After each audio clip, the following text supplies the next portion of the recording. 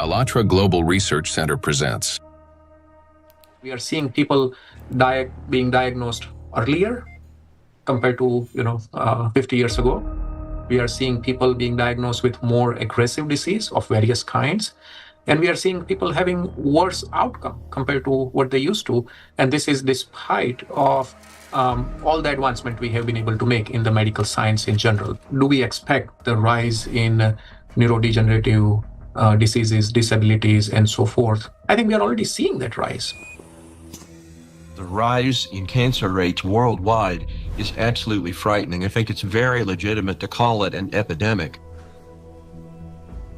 There's an increased rate of cancer worldwide in children and also in people much younger than I used to see. So what's going on now is that we're having a rise in people getting cancer, children, young adults, and it's probably not due to smoking or alcohol or anything. There seems to be something else, something in the environment that is causing this cancer at an alarming rate, and it's getting worse. So a very serious problem.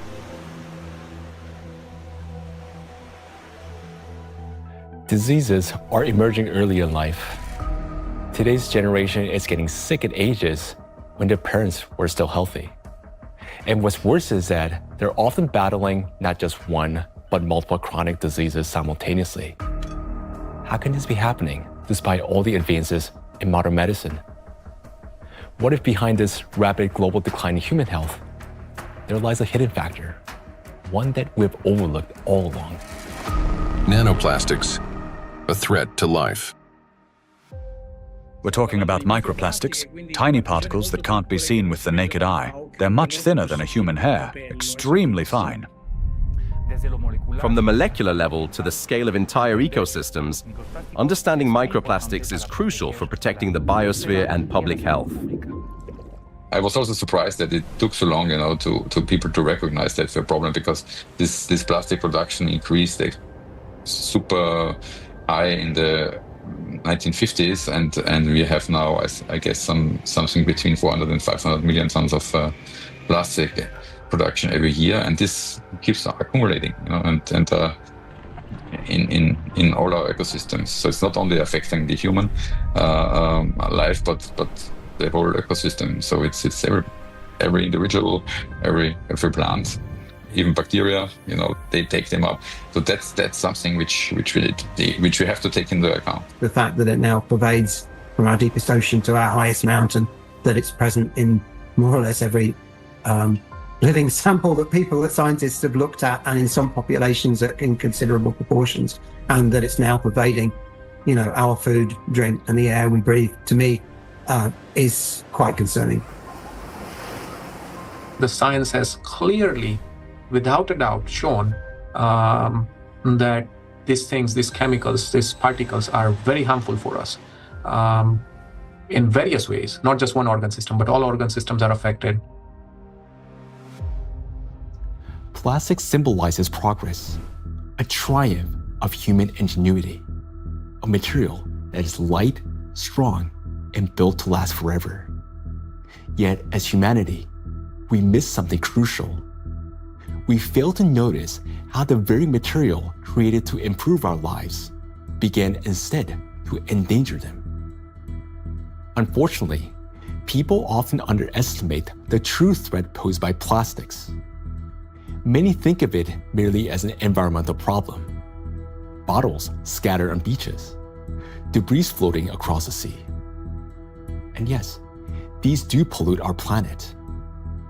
But large plastic pieces alone cannot destroy the entire biosphere, including humanity, unlike the microscopic particles they eventually become.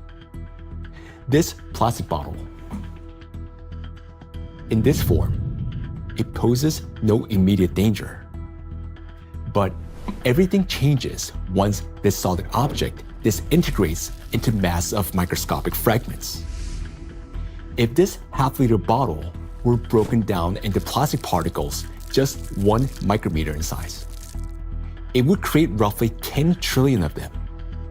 And if all those particles were to penetrate the cells of a human body at once, this single bottle, in the form of nanoparticles, would destroy a person within minutes.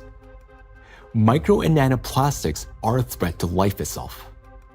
And by life, we mean not only human existence, but the very survival of the entire biosphere.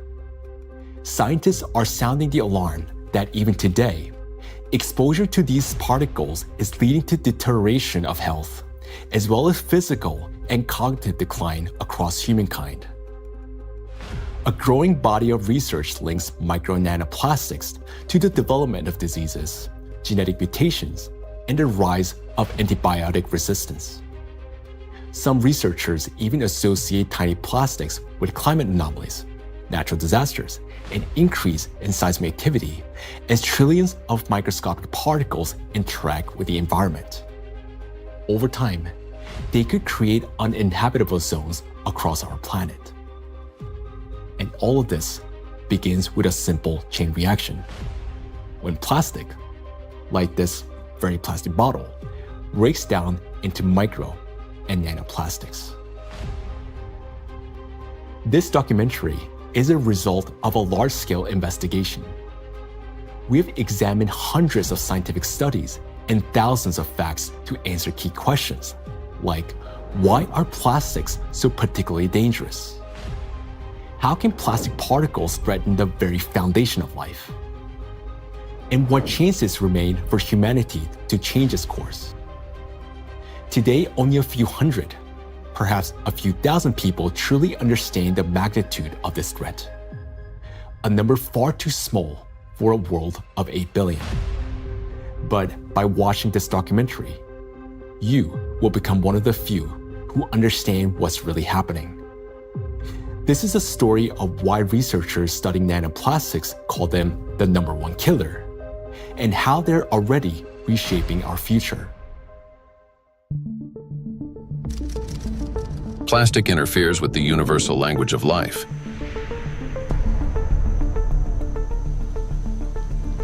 We are living in an era when life on Earth is disappearing faster than ever since the age of the dinosaurs. Currently, the extinction rate of species is 1,000 times higher than the natural extinction rates, making our time one of the most devastating periods in all of history in terms of biodiversity loss. The 6th mass extinction is already underway. The modern world is plunging into a biological collapse, like the ones in the past that wiped out up to 90% of all living creatures on the planet.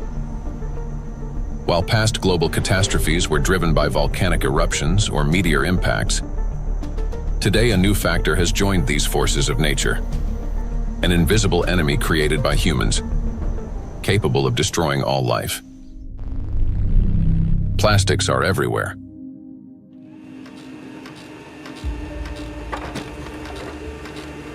Since the mid-20th century, humanity has produced more than 9 billion tons of plastic, a material that was meant to make life easier, but has instead become a deadly trap for nature and for humanity. It is well established that most plastic is never recycled. Professor Antonio Ragusa, an Italian obstetrician gynecologist and researcher who first identified microplastic in the human placenta, explains how it continues its journey through the biosphere. Of the millions and millions of tons of plastic we produce, less than 10% gets recycled. More than 90% is dumped into the environment. And when plastic gets dumped into the environment, it slowly breaks down into smaller and smaller particles, eventually becoming very small, microplastics, or even tiny nanoplastics. These particles travel down rivers, reach the seas, spread throughout the oceans, and enter the fish we later eat, so they end up back inside us. The problem of microplastics has long been observed in ecosystems across the globe. Professor Sedat Gündoğdu of Çukurova University in Turkey, founder of a research group on microplastics and expert in marine biology and Mediterranean microplastic contamination, speaks about this growing concern. I'm working on fish biology mostly. I was working on fish biology since 2016. During my PhD study, I recognized that all the sampling location that we work for biodiversity fully polluted with plastics, not only microplastics, because first we realized that the main problem is plastic itself. Today we are accustomed to hearing the word microplastic. But there was a time when this term simply didn't exist. Professor Richard Thompson is a marine biologist at the University of Plymouth, director of the Marine Institute, officer of the Order of the British Empire, and fellow of the Royal Society. In his work, he was the first to describe microscopic plastic particles in the marine environment, laying the foundation for an entirely new field of research. When I started to teach, I set the challenge to some of my students. They went out onto the shoreline, they collected samples of sand, and we started to look at them under the microscope. And from the very first samples, we could see pieces that did not look like sand grains, brightly colored pieces, red and blue. And it was then almost a kind of forensic journey to confirm their identity. And we confirmed that they were indeed plastics. We showed that they were present around the UK in a range of different habitats, in sediments and in the water column. And interestingly, in that first paper in 2004, my first paper on the topic, we used the term microplastics. And the term hadn't been used in this context for truly microscopic pieces before. There had been, and we referenced them in our paper, some studies of small pieces of plastic before, but we went smaller than anybody else. We showed this bioavailability. We showed the temporal trend of increasing over time. The ocean is the main reservoir of plastic accumulation. It already contains more than 200 million tons of plastic waste, and this amount continues to grow every day. It is important to understand that plastic does not disappear. Under the influence of sunlight, waves, salinity, and mechanical friction, it breaks down into microplastics and nanoplastics. Microplastics are plastic particles smaller than 5 millimeters in size, while nanoplastics are smaller than 1 micrometer, about 1,000 times thinner than a human hair. There are about 350 trillion microplastic particles in the surface layer of the ocean alone. Yet the real number is far greater. Scientists estimate that roughly 90% of nanoplastic particles are too small to be detected by current analytical instruments. As water evaporates from the surface of oceans and other bodies of water, microplastic particles rise into the atmosphere together with the water vapor. Dr. Dusan Materic, an environmental analyst at the Helmholtz Center for Environmental Research, Germany, leads a research group dedicated to the study of nanoplastics. Dr. Materic investigates atmospheric nanoplastics at the Sonnenblick Observatory in Austria, the oldest high-altitude research station in Europe. And for those nanoplastics that fragments from big fibers, because of UV weathering, because of just mechanical forces, those shredding nanoplastics are much more potent to stay in the air for a long, long period, and that means picked up and brought even here at 3,106 meters above sea level. So what we discovered is that we have nanoplastics across all the stations, and we have nanoplastics even in the deepest ocean environment, and our deepest point is below 5,000 meters. Micro and nanoparticles in the atmosphere can travel thousands of kilometers, crossing from one continent to another. This is noted by Dr. Elke Ludewig from Austria, who heads the Sonnenblick Observatory and the European Center for Cloud Ambient Intercomparison, where the transport of these particles and the effects of this process are recorded. We know from different cases that we have really long transports of particles from, for example, Japan up to here, or Canada, for example. There are two examples I can tell you. The one is the accident in Fukushima. It took about 11 days until particles, aerosol particles with a higher radiation, received the Sonnenblick Observatory. Another example was in 2025, on the 9th of June, there was a kind of transport, an air mass from Canada received the station here. We could see it in the sky. Of course, we could see it in our data that we had higher aerosol concentration, but the really impressive moment was, and that's why it's also important to have stuff up here, we could really smell the burn in the air. And this lasts for the whole day. So there you can see how intense effects somewhere on the globe, especially on the North Hemisphere, can be, and it's still transported hundreds of kilometers around the North Hemisphere, and we can measure it here and show what it is. Atmospheric micro and nanoplastics then return to Earth with precipitation, falling with rain or snow and settling in forests, on farmland, and across grasslands, where they seep into the soil and penetrate plants. This is happening all over the planet, in both the northern and southern hemispheres. Liliana Cáceres Sanchez, MSc in Science, Technology and Health, a biologist specializing in ecotoxicology and environmental protection, and a researcher at the Center for Research in Exact Sciences and Engineering at the Bolivian Catholic University San Pablo, notes that microplastics are present in natural environments, in living organisms, and in food products. In recent years, we've conducted analyses of soil, air, and both surface and groundwater in Cochabamba. We have also examined lakes and lagoons, and in all of these samples, we have found microplastics. The fact that we found microplastics even in areas with no human presence suggests that microplastic particles are actively moving through the environment. In addition, we identified their presence in food and in living organisms. We detected microplastics in milk and other pasteurized products such as yogurt. They were also found in wild animals, for example, in the Titicaca water frog and in fish from a lake near Cochabamba called Angostura. These findings confirm that microplastics have already become part of our food chain and ecological chain. Due to microplastic pollution, 1 in 10 grains of the world's 3 main food crops, rice, wheat, and corn, may die before harvest.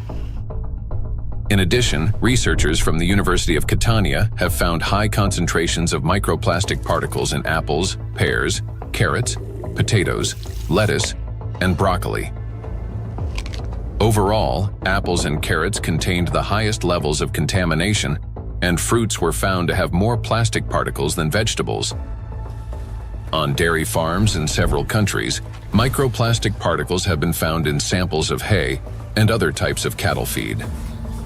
The presence of microplastics has also been confirmed in the milk and meat of cows and sheep, as well as in the lung tissue of pigs and in the stomachs and intestines of domestic ducks. This means that plastic has now become inseparable from livestock farming.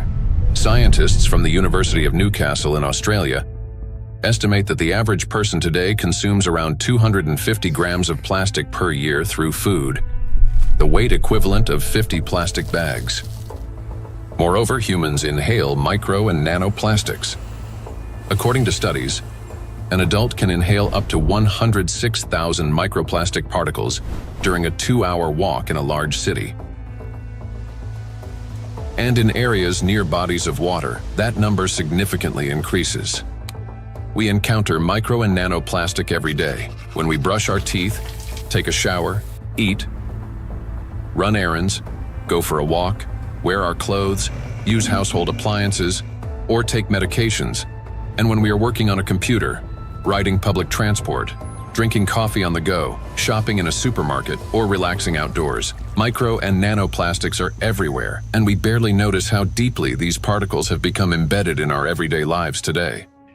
There are 3 ways plastic gets into the body: through inhalation, through the skin, and through food.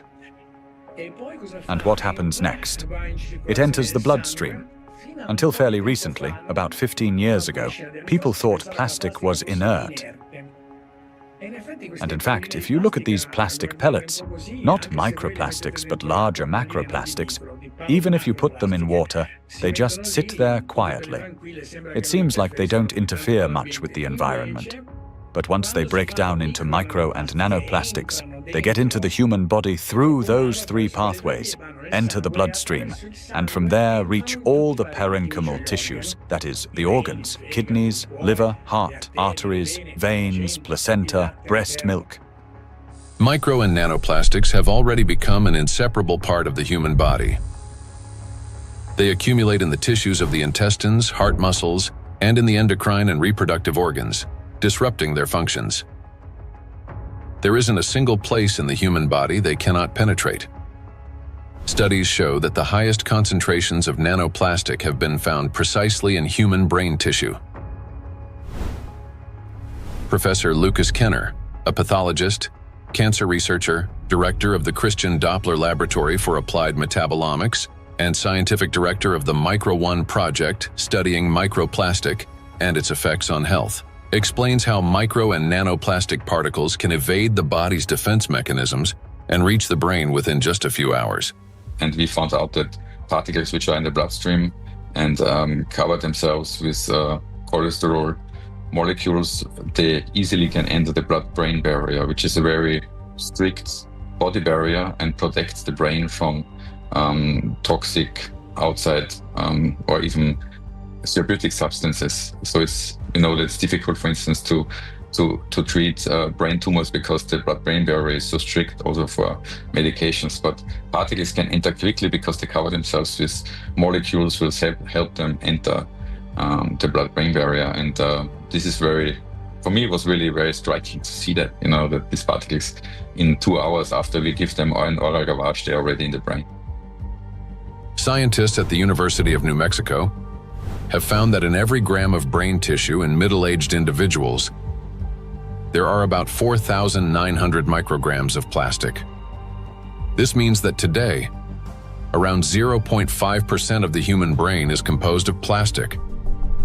Simple calculations show that the human brain contains on average around 7 grams of plastic, roughly the weight of a plastic teaspoon. And such a teaspoon is already inside the human head. It is well known that micro and nanoplastics are dangerous because of toxic chemical additives they contain, such as phthalates and bisphenols. Treating diseases associated with just 3 chemicals of the most toxic additives found in plastics costs humanity $1.5 trillion a year. But this is only the tip of the iceberg, as overall more than 16,000 chemical compounds are used in the production of various types of plastics, each carrying its own potential risks to human health. Yet there is another factor, one far more dangerous and still vastly underestimated, in how nanoplastics affect the human body. It is precisely this factor that allows nanoplastics to easily penetrate the body's protective barriers, and once inside, they are virtually impossible to remove. The destructive impact of plastics at the chemical level has already been examined in another documentary, A Trap for Humanity, part of which focused on the toxic additives in plastics and their devastating effects for human health. Now, the dangers from chemicals are, of course, the most visible and widely discussed part of the problem. But as our investigation continued, we realized that the true danger of plastics lie beyond the chemistry, extending much deeper into the realm of physics. To understand why plastic particles are so dangerous, we must first understand their unique physical properties. Unique properties of plastic. At the micro and nanoscale, plastic particles acquire new physico-chemical properties. They can retain surface charge for longer periods and interact with electrostatic fields and other molecules. In this sense, micro and nanoplastics can be compared to an electret, a material that accumulates static electricity and holds it for an extended time. Moreover, plastic particles not only retain an electrostatic charge, but can also recharge it. This occurs through the triboelectric effect. That is, when plastic comes into contact with or rubs against other surfaces, including fabrics, cells, and liquids. In other words, plastic particles can recharge themselves, restoring their electrostatic charge again and again. To understand how the properties of plastic differ from those of other materials, we conducted a simple experiment. Here, inside transparent plastic cups, we suspended several objects made of different materials: a metal needle, a wooden matchstick, a copper wire, and a strip of magnesium. Now, while these objects remained motionless when a plastic rod was brought close, everything changed dramatically when we rubbed the plastic rod against the wall. That is, all the suspended object began swinging and moved toward the rod. So, what caused this reaction? The answer lies in the electrostatic charge that formed on the plastic surface. For example, a wooden rod, unlike plastic, cannot hold such a charge. even after rubbing it with wool. The material caused no movement. The same was true for metal scissors, which showed no effect until the material touched a magnet. Only then did the metal needle respond. So this experiment clearly shows how material responds differently to electric and magnetic fields. Now, plastic stands out among other materials because it can not only accumulate, but also retain electrostatic charge for a prolonged period. This is distinct from wood, which quickly dissipates charge because of its moisture content, and therefore has little effect on other nearby objects. It's a dielectric material. Metals, on the other hand, do not hold charge but quickly redistributes it across their surface. They're conductors. Magnets, meanwhile, create magnetic rather than electric fields and thus cannot attract electrically neutral objects in the way a charged plastic can. So this is what makes electrostatically charged plastic so dangerous. It is an invisible force capable of changing everything around it. Once charged, plastic can attract even neutral particles, disrupting many natural physical processes. And as plastics breaks down into smaller fragments, micro and nanoplastics, it doesn't lose its properties. In fact, the impact of plastic on the environment and living organisms only intensifies as the particles become smaller. It's the charge that makes plastic especially dangerous to all life on our planet.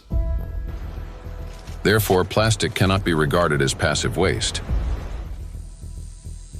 It is an active, electrically charged material capable of interacting with nearly all substances on Earth, from atmospheric particles to living cells.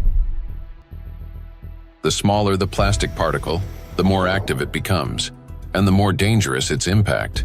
If you view a microplastic particle and it's 5 millimeters in diameter, and you break it down to a nanoplastic particle, which is 1 micrometer in size, you generate from one particle 125 billion particles, which is the number of galaxies we have in the universe. And the surface of these particles is 5,000 times larger than the 5 millimeter particle. So this just exemplifies how big an issue the breakdown of those plastic particles in even and all the time smaller particles. And these particles have maybe total different properties than the large 5 millimeter particles. So you not only change the size, but also the surface and the properties of the particles. Nanoplastic has an enormous surface area compared to its mass. It's like a tiny grain with the surface area of a football field. This is called a high specific surface area. The larger the surface, the greater the particle's ability to accumulate and retain electrostatic charge, and the more active sites it contains that bind proteins, metal ions, lipids, and other molecules from the surrounding environment can attach. To understand how dangerous these tiny charged particles are, let's run a simple mental experiment. For example, we have an ordinary 1.5 volt battery. If we divide it into 125 billion tiny batteries, and suppose each of them still had the same power output of 1.5 volts, their aggregate power would equal 187.5 billion volts. Imagine how much greater the voltage will become. Similar things happen with plastic. When a single fragment of plastic is divided into 125 billion particles, each carrying a charge, the amount of charge increases. Today, millions of tons of plastic in our biosphere are constantly breaking down into smaller and smaller particles, each carrying an electrostatic charge that allows it to penetrate everywhere. Consequently, as the number of electrostatically charged plastic particles grows, and excess electrical potential builds up throughout our planet. This is a major factor disrupting the Earth's energy balance, contributing to warming of the oceans, increase in atmospheric anomalies, as well as the number and severity of natural disasters each year. Note that the warmer the ocean, the more acidic it gets, and the faster plastic breaks down into charged micro-nanoplastics. This in turn leads to greater buildup of energy on our planet, amplifying all these processes in a self-reinforcing chain reaction. In addition, the smaller the particle, the more easily it penetrates the protective barrier of living organisms, including humans, triggering various chronic diseases and killing millions of people. We'll explore all of this in detail. In other words, plastic fragmentation does not make it safer. On the contrary, it transforms it into nanoparticles that readily penetrate living organisms. We know so far that compared to microplastics, nanoplastics can pass through the cell membranes much easily. That means that they can go to our bloodstream, not just us animals as well, and they can be carried to certain organs, deposited there, hard to be excreted back and things like that. This is why nanoplastic is far more dangerous than microplastic, as its capacity to accumulate electrostatic charge is significantly greater. Due to their electrolyte behavior and small size, plastics do not remain inert particles. They become charged and transform into trillions of micro and nano killers. It is through this charge that tiny plastics can penetrate deep into the living tissues and even destroy them. Today, these particles are everywhere, and they're already interfering with the delicate electrical processes in nature.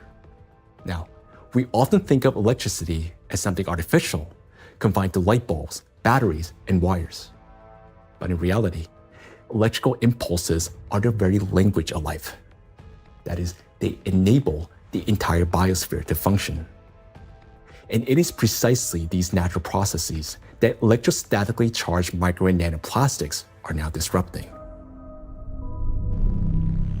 Universal language of nature.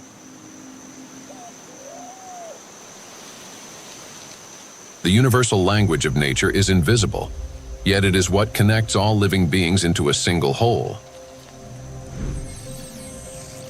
Forests.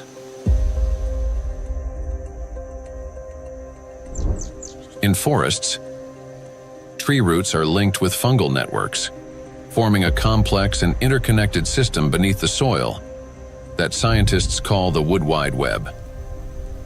This network not only distributes water and nutrients, but also enables plants to exchange information. Plants communicate in two major ways: chemically, by releasing specific molecules, and electrically, by sending electrical signals similar to nerve impulses in animals and humans. For example, when insects attack, a tree generates an electrical signal that triggers defensive responses. This signal can travel through roots into the fungal network, reaching other trees. A similar effect was detected by scientists during a solar eclipse. The bioelectric signals of trees began to synchronize, forming a single impulse. The oldest trees responded first, as if they remembered such events, and were warning the younger ones. Through electrical signals, plants can coordinate their growth, warn each other of danger, adapt collectively to stress, and even store shared memory. It is precisely this finely tuned system that is now being disrupted by micro and nanoplastics. Today, forests have become vast reservoirs of microplastics. Research shows that forests capture microplastic from the atmosphere. As air currents pass through forests, they carry tons of microplastic particles. The forest functions as a massive filter. Tree canopies and leaves literally comb out particles from the air. In the past, this process helped purify the atmosphere from dust and dirt. Today, however, along with these natural particles, micro and nanoplastic are also being trapped. Unlike dust, which can become part of organic matter, plastic does not decompose. It remains in leaves, accumulates in soil, and persists in forest air. Every day, dozens of microplastic particles settle on each square meter of the forest canopy. Scientists estimated the annual deposition of microplastics in forest soils and showed that it correlates with the scale of plastic production in Europe. Assuming that atmospheric fallout is the primary source, they concluded that roughly 400,000 microplastic particles per square meter could accumulate in forest soil over a 70-year period. charged particles distort bioelectrical signals and deprive forests of their ability to adapt and survive. Negatively charged nanoparticles penetrate plant roots more easily, disrupting nutrient absorption. As a result, growth slows down and root formation is impaired. In addition, electrostatically charged micro and nanoparticles of plastic adhere to leaves and penetrate plant cells, impairing photosynthesis. They damage chloroplasts, the energy centers of plant cells, the analog of mitochondria in animal and human cells. Prolonged exposure to micro and nanoplastics reduces the ability of plants to produce oxygen. Some of the world's forests, such as the eastern forests of the Amazon, are already emitting more carbon dioxide than they produce oxygen. Animals. Micro and nanoplastics can penetrate the brains of animals. Electrostatically charged plastic particles damage brain cells and disrupt the transmission of nerve impulses. This causes malfunctions in the nervous system, from reduced vision, hearing, and smell to impaired motor coordination. As a result, animals struggle to navigate, find food, avoid danger, and to communicate with one another. And all of this greatly reduces their chances of survival. These effects mirror the early signs of neurodegenerative diseases in humans. According to the Worldwide Fund for Nature, over the past 50 years, the global population of wild animals has declined by nearly 70%. People can't even protect those they've taken responsibility for. Household pets are also poisoned by micro and nanoplastics. Pet food contains PET, the same plastic used to make bottles. Moreover, microplastic particles have been found in the tissues of cats and dogs. Scientists analyzed tissue samples from 49 animals, 24 cats and 25 dogs, that had died of natural causes and found that more than 70% of them had microplastics present in multiple organs.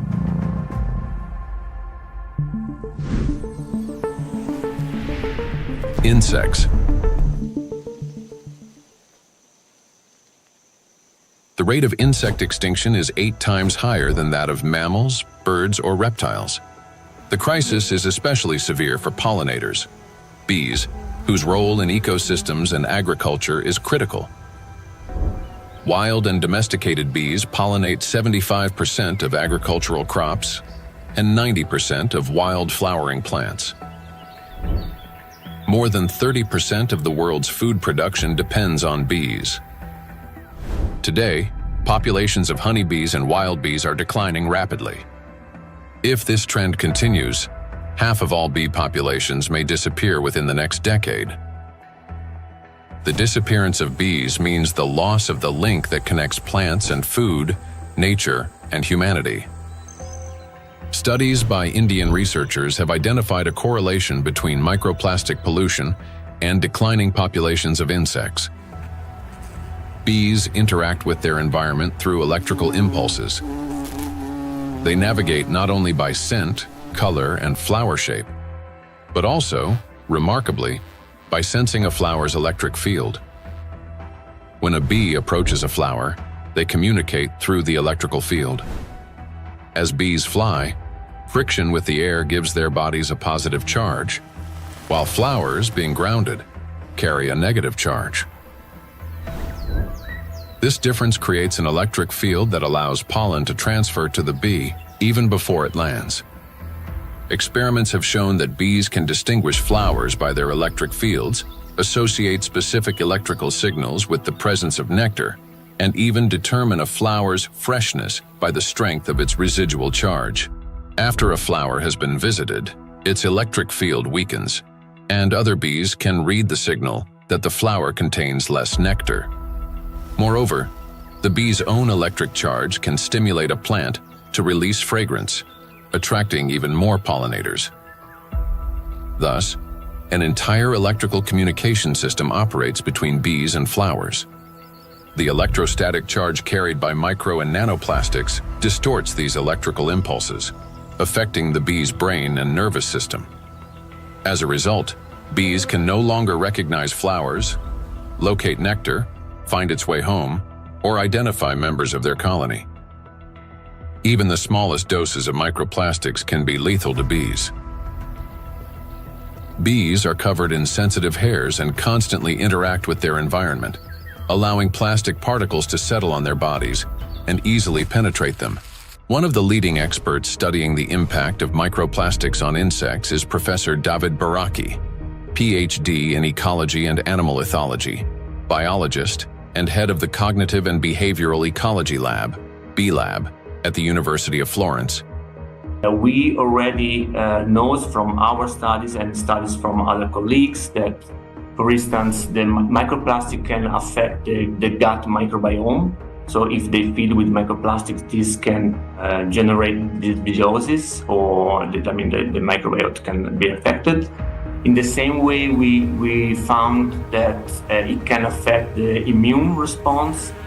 So both honeybees and bumblebees have a kind of immune depression, so they are not any longer able to fight infections. And they can also show altered behavior. So, for instance, again, learning and memory is affected. Polyethylene doesn't seem to harm too much honeybees, and polyestyrene had a strong impact not only on survival but also on learning and memory. So in our experiment, we really found that this polymer, concentration that we probably can find in environment, can actually impair memory formation and memory retrieval. And this is, of course, alarming because for honeybees, it's, as I said, it's very, very important to have a good learning and memory capabilities. When microplastics enter a bee's body through food or air, they damage the intestine, disrupt metabolism and reproductive function, weaken the immune system, and alter their behavior, even to the point of losing the ability to navigate.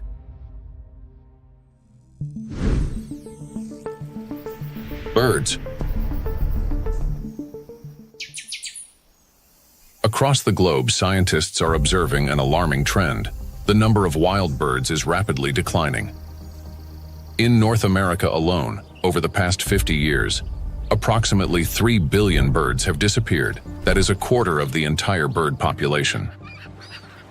Electrical signals play as vital a role in the lives of birds as they do throughout the entire biosphere. The avian nervous system functions through transmission of electrical signals from the brain to all parts of the body.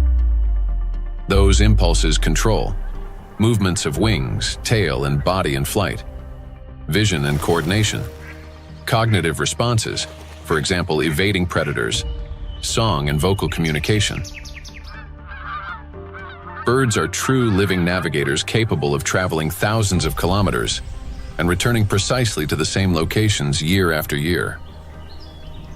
Scientists have discovered that many migratory birds use Earth's magnetic field for orientation. Imagine an airplane. A pilot sees a radar screen with lines and markers to avoid getting lost in the sky.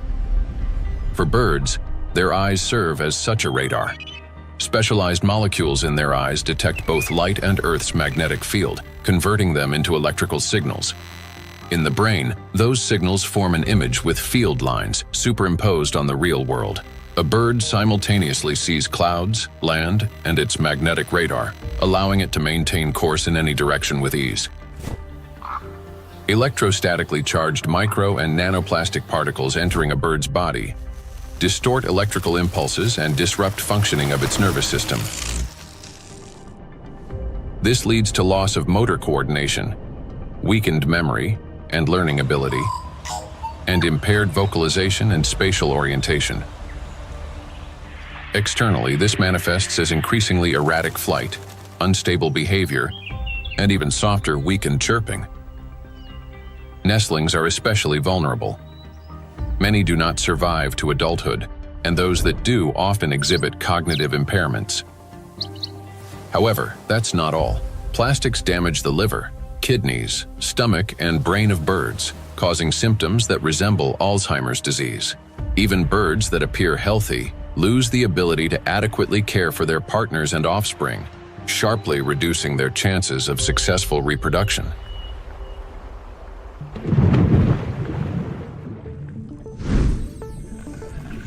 Marine life.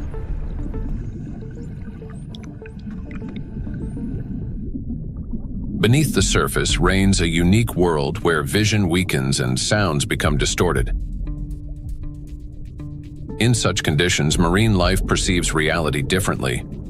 Through electroreception, the ability to sense faint electric fields and navigate by them. Predators such as sharks can detect tiny electrical impulses produced by muscle contractions and the heartbeat of their prey. Even if a fish remains motionless and hidden in sand, its bioelectric signals reveal its location. All living organisms in water generate continuous bioelectric fields due to ion flow across their skin. Those fields are subtly altered when the animal moves or when another living being appears nearby. Electrical impulses are an inseparable part of life itself, even underwater. Electrostatically charged micro and nanoplastics can distort or block those signals, which makes marine creatures especially vulnerable. As a result, marine animals and fish lose their ability to accurately locate prey, avoid predators, and follow migration routes. This threatens their survival and leads to population declines. Furthermore, fish exposed to microplastics exhibit a wide range of toxic effects, from immune system dysfunction to altered blood composition. Signs of neurotoxicity, growth retardation, and reduced reproductive capacity have also been documented in fish.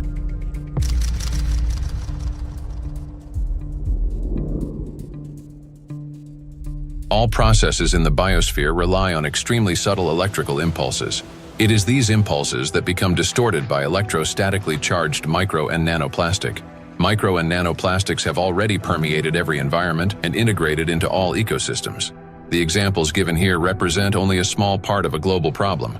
Disruptions are occurring throughout the biosphere without exception, and the outcome is the same everywhere.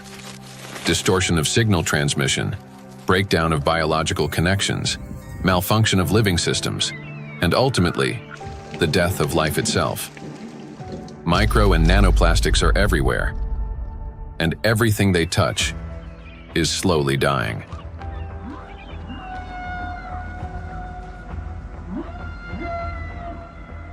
Charged micro and nanoplastics disturb the natural biological impulses that form the very foundation of life.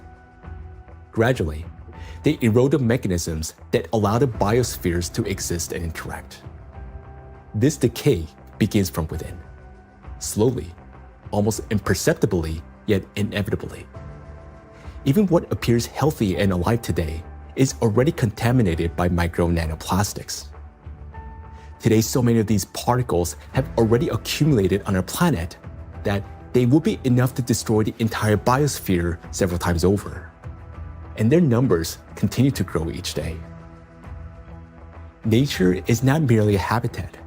It's our breath, our nourishment, and our protection. Humanity can survive without technology, but not without air, water, and living organisms. When life on Earth dies, humanity dies with it. The truth is that we do not exist separately from nature, no matter how much we try to convince ourselves otherwise. We're part of it. So you have probably guessed who we're going to talk about next. Yes, about us. Impulse of life. For humans, just like for all living beings in the biosphere, electrical signals are the pulse of life. The human body is, quite literally, an electrical system. The brain thinks with the help of electrical impulses. The heart beats because cells transmit electrical signals to one another, and muscles contract when they receive signals from the nervous system. Neurons play a key role in coordinating all body functions by generating and transmitting electrical impulses. How an electrical impulse is generated in neurons. Every neuron has a membrane with the so-called gates, ion channels. When a signal needs to be transmitted, some of these gates open, and ions begin moving quickly into or out of the cell. This flow of ions changes the membrane's electrical charge, creating an electrical impulse. The impulse travels along the neuron and transmits information further to other cells. How you communicate, whether you interrupt, speak quickly and emotionally, or on the contrary, whether you're apathetic, how you scroll through a news feed on your phone, whether you rush or move slowly, depends largely on the balance of ions. When this balance is disrupted, a person can become overly irritable, or, on the contrary, sluggish. Every movement and reaction of our body is based on electrical impulses in neurons and other cells. For example, if you accidentally touch a hot object, nerve fibers instantly transmit a signal to the brain, which commands the muscles. Pull your hand away. Without electrical impulses, the body wouldn't be able to maintain a stable internal state, homeostasis. Even the immune system cannot function without electrical impulses. The speed and strength of every immune cell's response depend directly on the quality of impulse transmission. Emotions and thoughts are also the language of electrical impulses. When you feel joy, sadness, excitement, love, or recall a memory, tiny electrical sparks run between neurons. They're like messages between friends. One neuron writes, another reads, and passes it on. Through these chains, thoughts, emotions, and decisions are born. When you learn something new, that too is the work of electrical impulses. They create new neural connections, as if paving little pathways in the brain that make it easier for impulses to travel later on. Even at the very beginning of life, when a sperm cell fertilizes an egg, an extraordinary phenomenon occurs. This contact triggers a cascade of biochemical reactions, including the release of billions of zinc ions. This impulse acts like a start button that activates the egg and initiates the very process from which the future embryo begins to develop. We rarely think of ourselves as electrical systems, yet that's exactly how our bodies function. Nature created a perfect design in which countless vital processes and interactions occur through electrical impulses. But there was one thing that nature could not have foreseen: that humans would create an enemy capable of infiltrating and disrupting this perfect mechanism. In studying micro and nanoplastics, we discovered that their most dangerous weapon is invisible. It is the electrostatic charge that these particles accumulate and retain. This charge begins to destroy us from within, starting from the very foundation of life, the cell. Inside the cell, charged nanoplastics cause the greatest harm. They disrupt communications between the cells, trigger self-destruction programs, and deprive cells of their ability to generate energy for sustaining life. The question is, how do plastics do this? How do micro and nanoplastics damage the body's cells? Disruption of interactions between neurons. Electrostatic charge and extremely small size allow nanoplastic particles to penetrate inside human cells. The impact of nanoplastics on cell function can be clearly traced in neurons, cells of the nervous system, as their function is directly linked to the generation and transmission of electrical signals. Valérie Etkin, Doctor of Physical and Mathematical Sciences and member of the European Academy of Natural Sciences, emphasizes that the impact of nanoplastics on nerve cells manifests at the most fundamental levels. Nanoplastics significantly influence the generation and transmission of neural impulses through multiple mechanisms that disrupt ion transport and the electrical activity of neurons responsible for transmitting nerve signals in the body. Each neuron functions like a miniature battery. It constantly maintains a difference in electrical charge between the inside and outside of its membrane. This enables the neuron to be ready to transmit a signal at the right moment. Charged nanoplastic disturbs this delicate balance, making the cell behave unpredictably. A neuron may activate prematurely, like a light flickering on without command, or conversely, fail to transmit a signal when needed. Such interference disrupts the operation of entire neural networks, like a city experiencing power outages, where neighborhoods go dark one after another, leading to a blackout. In addition, as shown by research conducted by Chinese scientists from Southern Medical University in Guangzhou, nanoplastic interferes with the operation of ion channels. Nanoplastic carrying an electrostatic charge can interact with these channels and alter their structure. As a result, the gates may fail to open or remain open for too long. This also disturbs normal signal transmission throughout the nervous system. When electrostatic interactions occur with charged membrane lipids, they cause a redistribution of charged lipids and proteins within the membrane, which leads to impaired functionality of these lipid membranes. This results in localized changes in ion concentration and the formation of ion concentration gradients around charged particles. The function of ion pumps, which are essential for maintaining ion balance, becomes disrupted. Ion pumps are mechanisms that move substances against their concentration gradients, a process known as active transport. When these processes become unbalanced, they accumulate energy that can later be used by biological systems to perform work. And so, the work of these pumps may be disrupted, yet it's one of the core mechanisms underlying biological activity. Signal transmission between neurons is a complex yet remarkably coordinated electrochemical communication process in which special molecules, neurotransmitters, play a crucial role. These molecules act as couriers, transferring information from one neuron to another in a strictly ordered manner. Nanoplastic particles carrying an electrostatic charge can interfere with the release of neurotransmitters or trigger their discharge without proper signaling. As a result, chaotic and false signals emerge in the brain, as if the nervous system can no longer distinguish what messages to send, when to send them, or where they should go. Any disruption in communication between neurons inevitably affects our mental state. If you find yourself becoming forgetful or absent-minded, if you have difficulty concentrating or remembering even simple things, it may be a sign that the degradation of neural connections has already begun.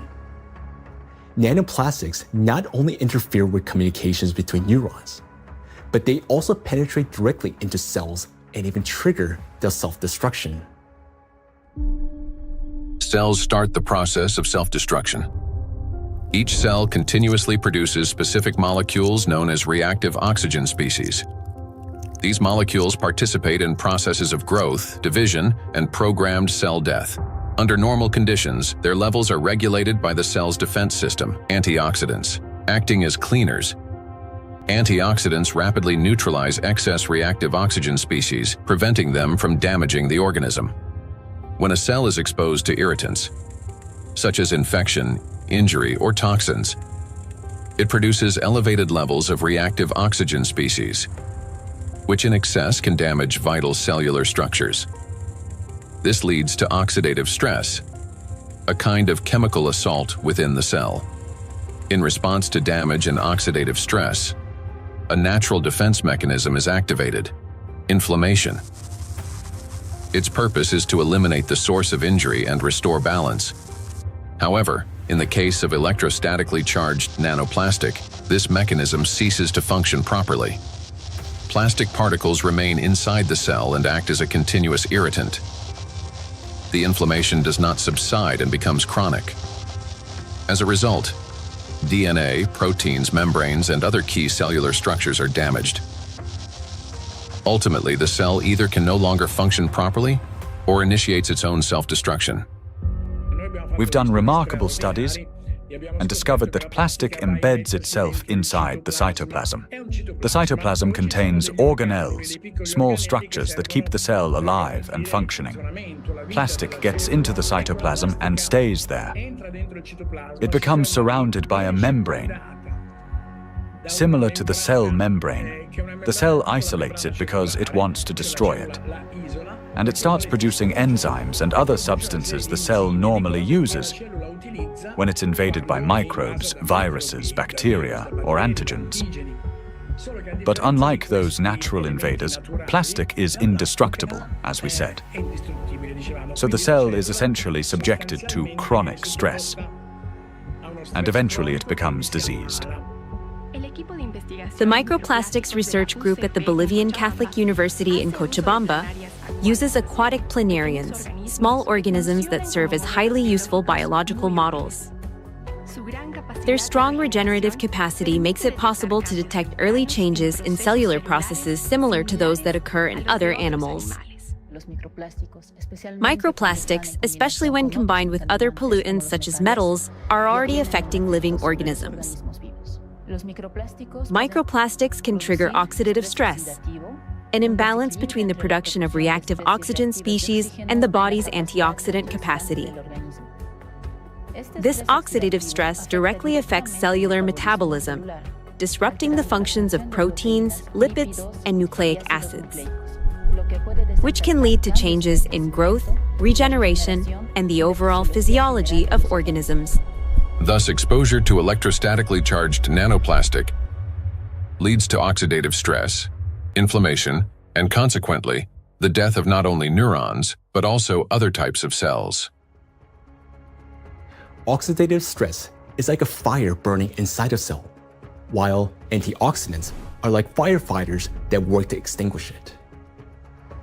Note that nanoplastics act as a fuel for the fire, feeding it endlessly until the cell is consumed from within. Yet, that's not all nanoplastics do inside our cells. They also destroy the cell's power plants, the mitochondria. Every cell lives and functions thanks to the energy produced by mitochondria. That very energy powers all processes in the body, from cell division to hormone synthesis. Even the electrical impulses that we've been talking about depend on the energy from mitochondria. And it is precisely this vital source of life that charged nanoplastics attack. Cells stop producing energy for life. Recent studies have shown that mitochondria are particularly vulnerable to the effects of nanoplastic. And that's where a cascade of processes leading to aging and disease begins. Scientists from China have discovered that the electrostatic charge and tiny size of nanoplastic particles allow them to penetrate deep into the cell and accumulate even within mitochondria, disrupting their function. Such a condition is known as mitochondrial dysfunction, a state in which mitochondria can no longer perform their essential roles. For comparison, a mitochondrion is approximately the size of a bacterium, while a nanoplastic particle is dozens of times smaller. Dr. Jeffrey Long, a radiation oncologist with many years of clinical experience and an expert on environmental exposures and their impact on human health, explains the destructive intracellular processes triggered by nanoplastic. They can get into the cell and they can damage the critical parts of the cell, particularly mitochondria. Mitochondria in each cell in the human body is sort of the energy machine. It produces the stuff, raw stuff that provides energy to the entire rest of the cell. And it is frightening to understand, and increasingly so with increasing scientific studies, that nanoparticles nanoplastics, as they get in, are actually damaging the mitochondria, that energy-producing part of the cell. They're also damaging the part of the cell involved in division and reproduction called DNA.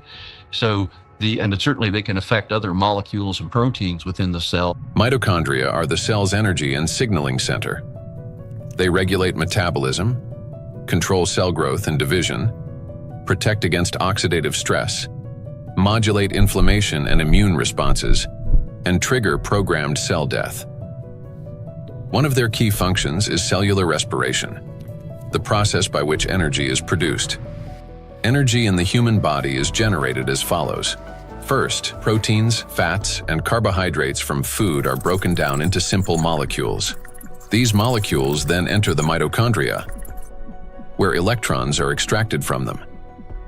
The electrons move along a specialized chain of proteins, much like an electric current passing through wires. This electron flow drives the mitochondrial energy machinery, resulting in the production of ATP, the universal fuel that powers all organs and tissues. A single mitochondrion can produce up to 10 million molecules of ATP per day. However, electrostatically charged nanoplastic interferes with this delicate process. Its particles disrupt movement of electrons and reduce the efficiency of ATP synthesis.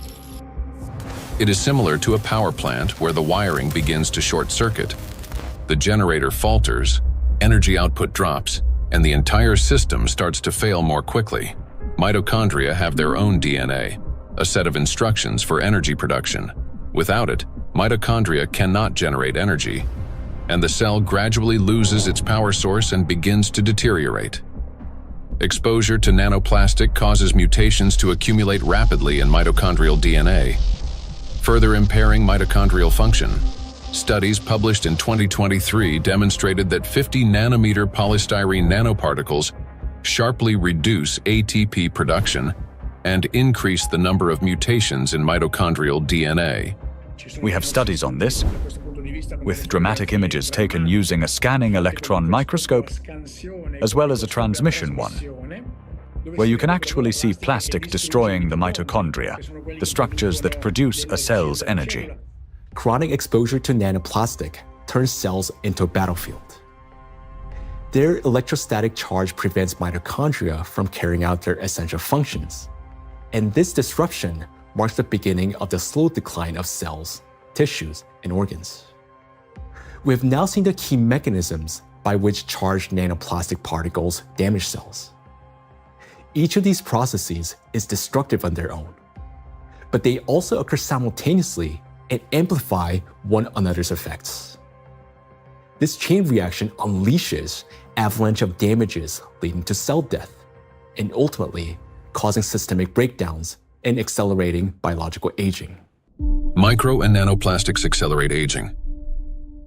We tend to think that aging begins with wrinkles, gray hair, or fatigue. But in reality, it starts deep within the cells, with mitochondrial dysfunction and failures in key biological processes. Over time, damaged and dying cells accumulate, and the body loses its ability to renew itself. Aging is the gradual wear and tear of life's internal mechanisms. Scientists identify several main mechanisms of aging, such as oxidative stress, mitochondrial dysfunction, chronic inflammation, telomere shortening, DNA damage accumulation, epigenetic alterations. These same mechanisms underlie various diseases. When mitochondria can no longer produce sufficient energy, when DNA damage accumulates, and when inflammation becomes chronic, the organism grows increasingly vulnerable. This is when conditions such as diabetes, cancer, heart attack, dementia, and Alzheimer's disease begin to develop, and they all share one root cause: the aging of cells and tissues. Here's the crucial point. Electrostatically charged nanoplastic induces the same processes: oxidative stress, DNA damage, mitochondrial dysfunction, telomere shortening, chronic inflammation, and epigenetic alterations. Thus, electrostatically charged nanoplastic artificially accelerates cellular aging. What once unfolded over decades can now progress many times faster under its influence. And we are already witnessing the consequences. Diseases are becoming younger. Scientists have found that modern generations develop illnesses earlier and accumulate more chronic conditions than their parents did at the same age. Even a difference of just a few years now translates into noticeably higher rates of disease. Cancer and hypertension remain the most common conditions. Moreover, each subsequent generation shows an increase in the number of chronic conditions in a single individual. Diseases once considered age-related are increasingly found in young people. Notably, this trend coincides with the growing plastic pollution of the environment. As a result of exposure to electrostatically charged nanoplastic, the biological cell age of people in their 20s or 30s may already correspond to that of a 50 to 60-year-old person. So very frightening how widespread nanoplastics are everywhere. Probably each and every one of our cells, even to you talking and among the audience listening, probably all of our cells have at least some nanoplastics. So let's summarize. Aging is a gradual breakdown of the cells in our bodies. Nanoplastics accelerate this deterioration, and thus the aging itself through all those destructive processes within the cells that we've just talked about. And here lies the crucial point. The same mechanisms that drive aging also underlie many chronic diseases. In other words, micro and nanoplastics not only speed up aging, but also contribute to the development of diseases. Today, micro and nanoplastics are detected in every organ of the human body, and everywhere, in each organ, in each cell. The tiny plastic particles trigger a cascade of internal destruction. Nanoplastics damage cell membranes, disrupt ion channels, induce oxidative stress, disable mitochondria, and provoke genetic mutations. These damages affect all cell types in the same way, whether in the heart, bones, lungs, or elsewhere. Now, we know the answer to the main question that began our investigation. Why and by what mechanism are nanoplastics capable of destroying living systems at the microscopic level? But what does that mean to us, for each of us? What specific diseases arise from such cellular destruction within the human body? The answers lie ahead in the next part of our investigation.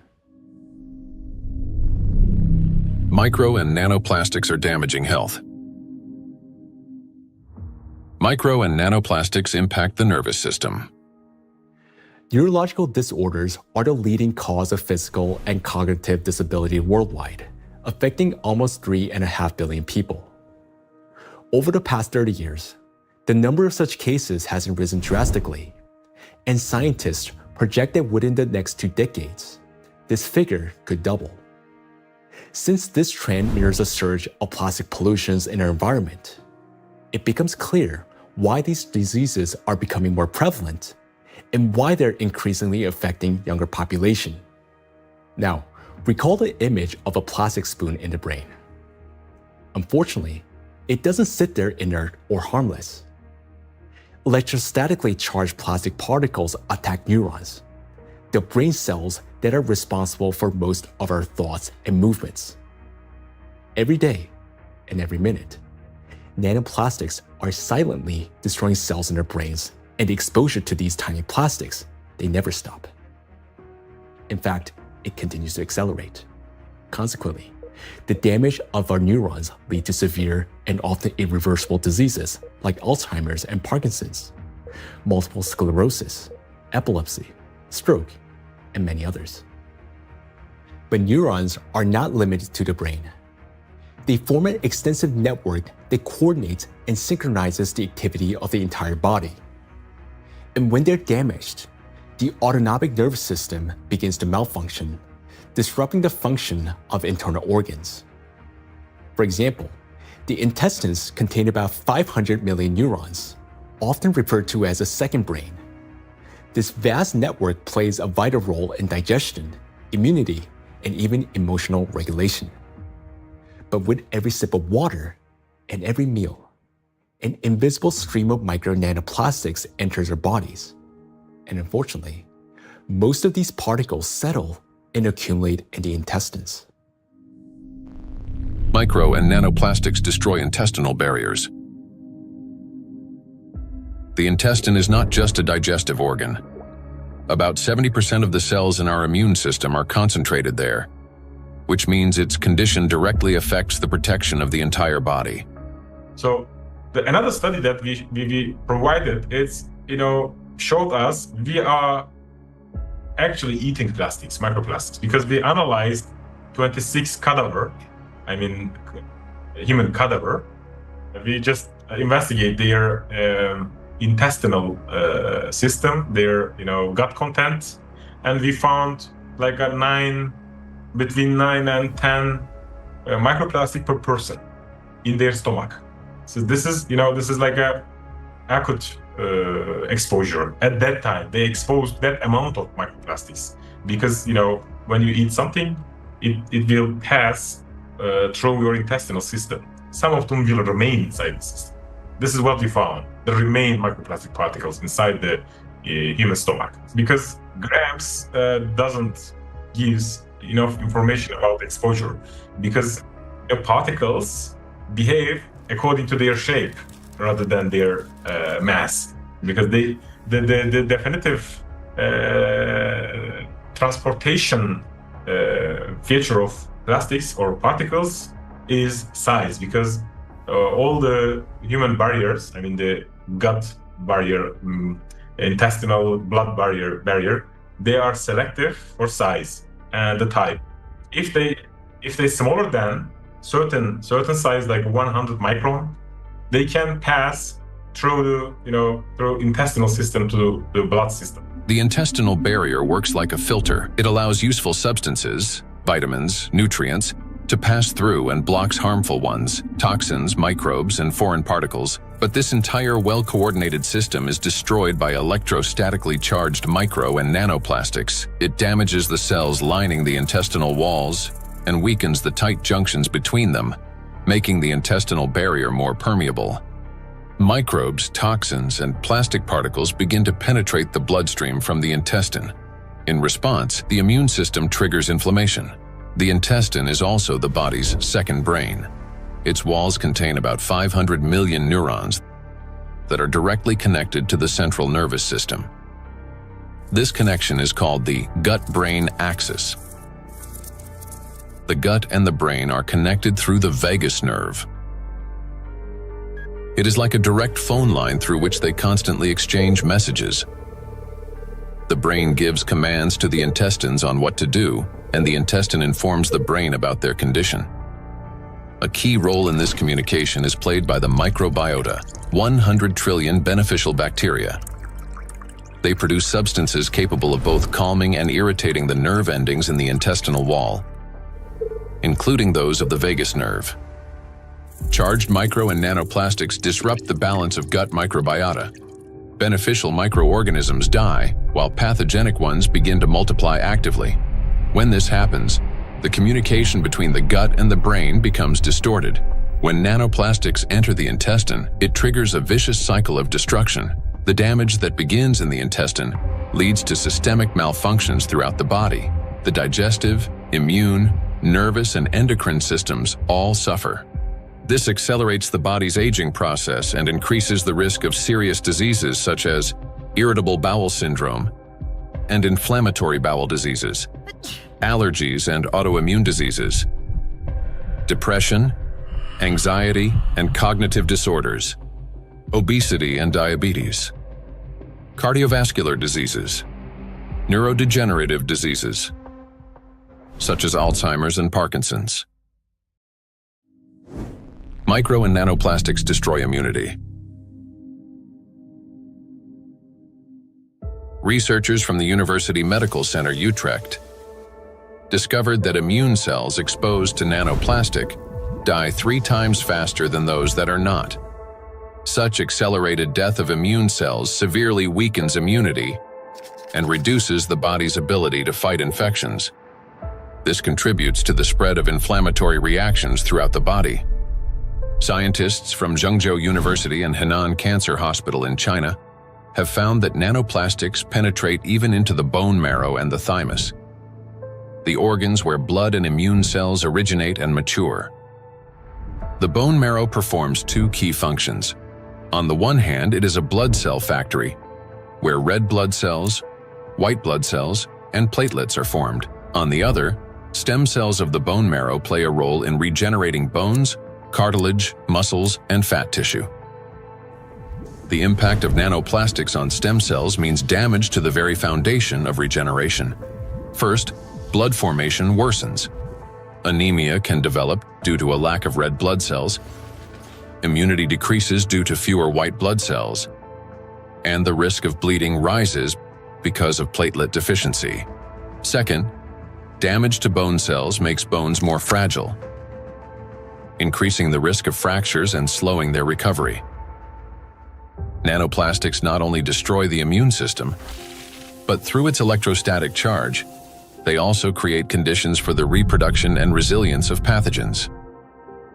A study from the University of Illinois showed that positively charged nanoplastic particles increase physiological stress in gut bacteria such as E. coli, making them more pathogenic. The electrostatic charge plays the decisive role here. It is what increases the pathogenicity of microorganisms. At the same time, nanoplastic particles without electrostatic charge did not cause physiological stress in bacteria, and their danger to humans did not increase.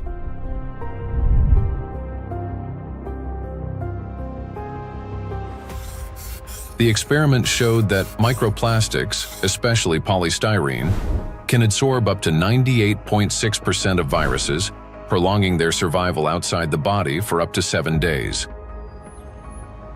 Viruses that normally die under sunlight or oxygen within hours can persist on plastic for 2 to 7 days, remaining on surfaces such as handrails, bottles, and door handles.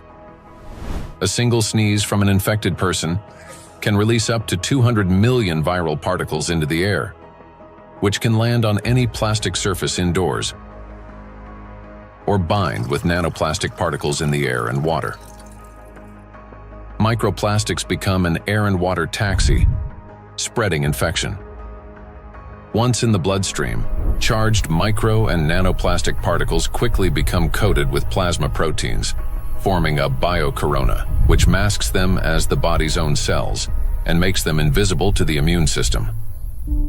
Antibiotic resistance.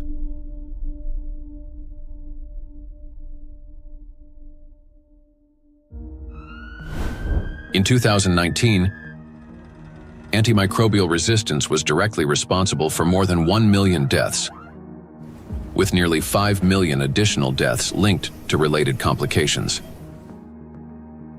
Studies in 2025 show that plastic helps bacteria develop resistance to antibiotics, driving a crisis that medicine is increasingly unable to control. Why? Because plastic is the perfect platform for bacterial growth. On its surface, they easily form biofilms, a dense protective layer shielding bacteria from sunlight, drying out, immune system attacks, and, most importantly, from antibiotics. Just like viruses, bacteria can survive on plastic longer than on other materials, sometimes for 3 days or more.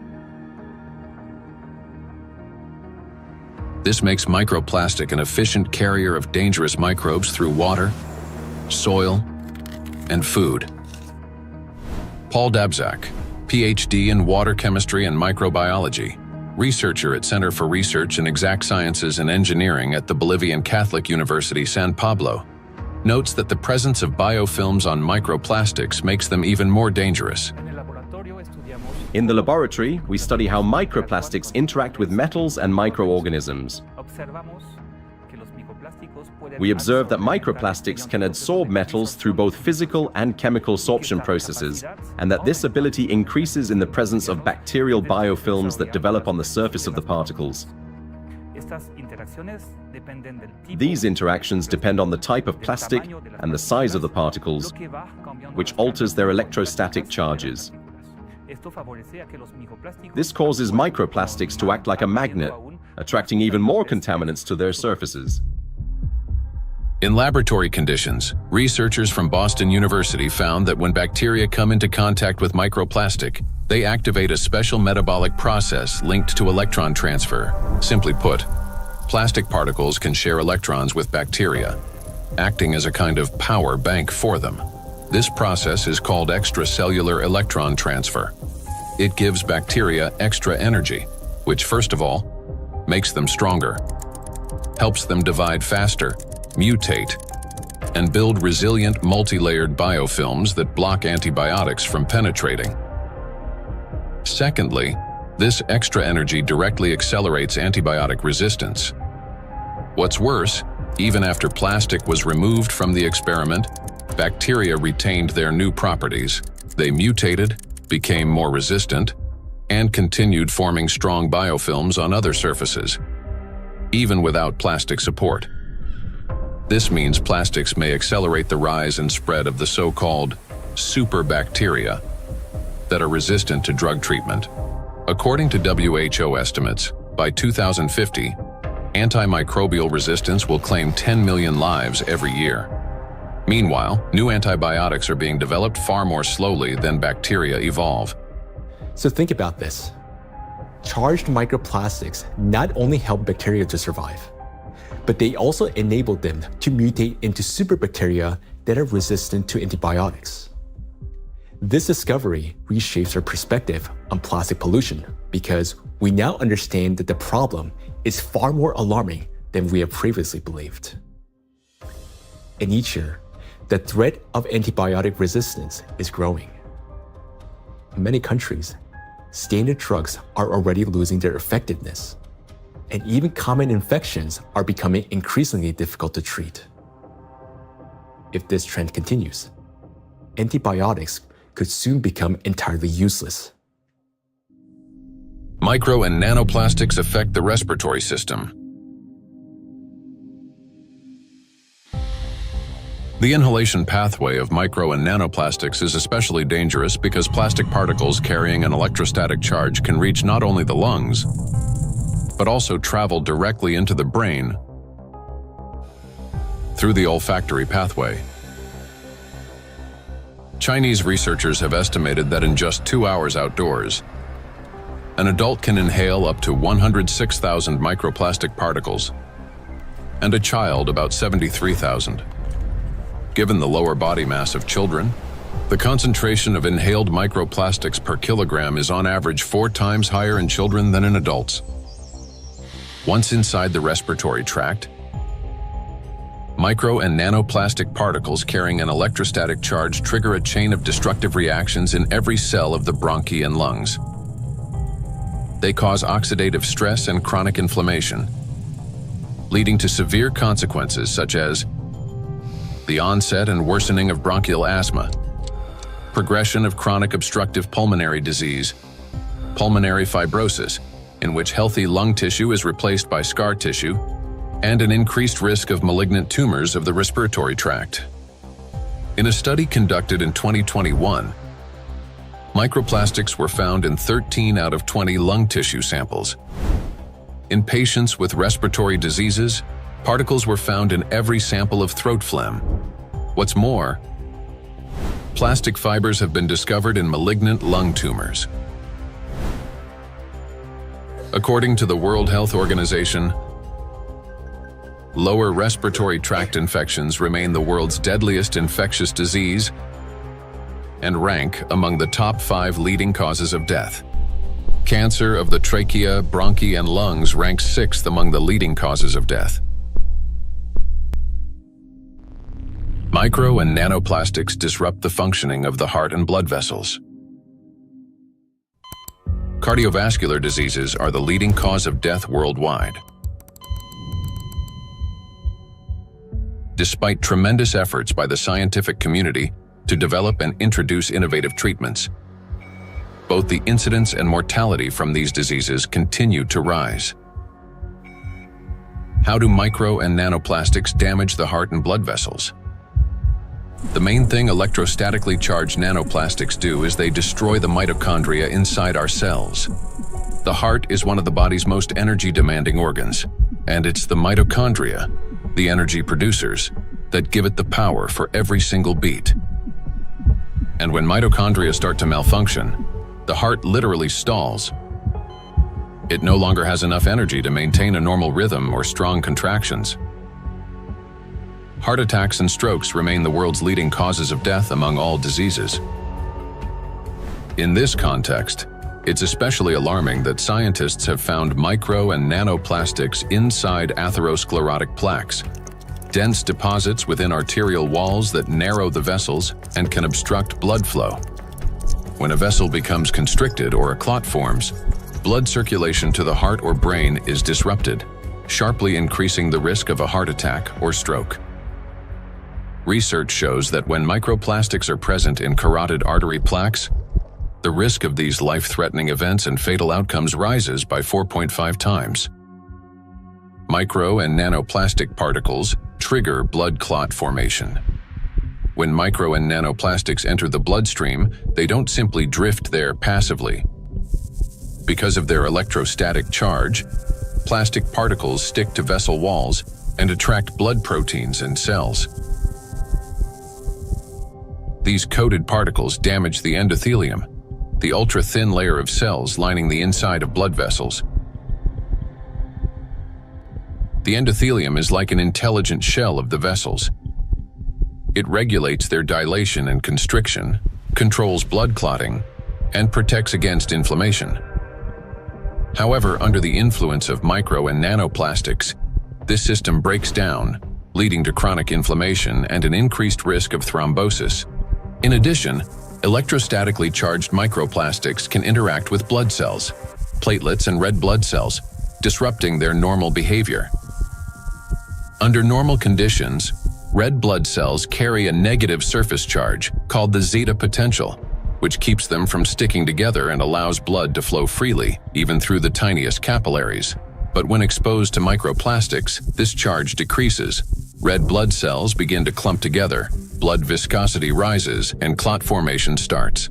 As a result, clots appear in the vessels, obstructing blood flow, which is especially dangerous for the brain, heart, and eyes. This consequently increases the risk of chronic fatigue, vision disorders, hypertension, heart attack, and stroke. Nanoplastics interact with cell membranes. Positively charged nanoparticles are strongly attracted to negatively charged components, leading to disruption of membrane integrity, for example, in red blood cells, platelets, and endothelial cells. Micro and nanoplastics induce the development of cancer. The rise in cancer rates worldwide is absolutely frightening. I think it's very legitimate to call it an epidemic. The statistics are sobering. The World Health Organization estimated that in 2020, worldwide there was about 18.1 million new cases of cancer, whereas in 2022, just 2 years later, it's gone from 18.1 million up to nearly 20 million. And in fact, according to the World Health Organization, if this trend continues, by 2050, worldwide there's going to be 33 to 35 million new cases of cancer, truly an epidemic and truly a real major health issue affecting every single person everywhere in the world. So yes, that's a huge problem. For a long time, cancer was considered a disease of old age, the result of accumulated DNA mutations, weakened immunity, and years of exposure to carcinogens. But today, because of nanoplastic exposure, mutations can begin to build up in the body at much earlier stages of life. There's an increased rate of cancer worldwide in children and also in people much younger than I used to see. So what's going on now is that we're having a rise in people getting cancer, children, young adults, and it's probably not due to smoking or alcohol or anything. There seems to be something else, something in the environment that is causing this cancer at an alarming rate, and it's getting worse. So a very serious problem, yes. And again, one of the possibilities that could be accounting for this, where I'll be talking more about it, is indeed nanoplastics. We observe in the last 30 years that in some countries we observe early onset cancerogenesis, so that tumors are diagnosed more early than previously. So that was like colorectal cancer observed earlier than and diagnosed earlier than 30 years ago in average. A key role in tumor development may be played by mitochondrial dysfunction, caused by exposure to nanoplastics. This happens through the accumulation of mutations in mitochondrial DNA and the disruption of normal cell death mechanisms, which together reduce the body's ability to eliminate damaged cells and increase the likelihood of these cells transforming into tumor cells. So these tumor cells are very aggressive, and normally they don't take anything up which they cannot use. So, I mean, what could happen? I mean, this is hypothetically that they can produce some energy out of these plastics, or somehow some pathways are activated which are helping the cells to to move faster. That could be. So we need to investigate that. So it's a very important question, and we are basically on that to find out what happens mechanistically in those cells, that they can use plastics to facilitate their migratory potential. Nanoplastics increase levels of reactive oxygen species in organ cells and tissues, causing oxidative stress that accelerates the growth of cancer cells, helps them spread to other tissues, stimulates formation of new blood vessels, enhances inflammation, and weakens the immune system. Moreover, the high level of oxidative stress caused by electrostatically charged nanoplastics promotes the survival of tumor cells and reduces their sensitivity to therapy, making malignant cells more aggressive. Anything that damages the normal cell DNA that is responsible for the growth and division of cells, that damage can contribute to that cell becoming malignant, growing and dividing and spreading uncontrollably. That's what cancer is. And that is certainly a concern about the effect of nanoplastics. And then above and beyond that, because nanoplastics affect so much of the cell's function, the oxygenation, the ability of a cell to function, above and beyond that, I'm concerned as a doctor that treats cancer that nanoplastics may be reducing the effectiveness of our cancer treatments. I'm a physician that treats cancer with radiation therapy, so I am concerned about nanoparticles adversely affecting the use of radiation therapy to control cancer. And there's actually been some preclinical research on this that does suggest that the nanoparticles, and certainly contributed to by the typical negative charge that they have, in addition to adversely affecting cells, can actually reduce the effectiveness of radiation therapy. There's certainly a significant theoretical reason to believe that the nanoparticles may reduce the effectiveness of cancer treatments, not only my modality of radiation therapy, but certainly I have the same concern about it reducing the effectiveness of chemotherapy or other systemic treatments or immunotherapy. Research by the Medical University of Vienna has shown that micro and nanoplastic particles remain inside cells far longer than previously believed, as they are passed on to newly formed cells during division. In addition, there are also early indications that these plastic particles may play a role in tumor metastasis. So that's one of the problems, that the tumor grows very quickly and then also disseminates. And what we observed is that these particles are kept by the cells even after cell division, and then they are helping the cells to migrate quicker, so they can move quicker. And that's a property which we also observe in tumor cells when they are in the body, so that they can move to other places and even metastasize. And so we have to assume that also in the body, that these tumor cells can basically use those plastics to proliferate and move around in the body. When I came to this plastic topic, I thought myself, that this is, we introduce here material which is potentially toxic, potentially accumulating over the years, over the decades of the centuries, so maybe for a very long time, affecting our health, but also the evolution.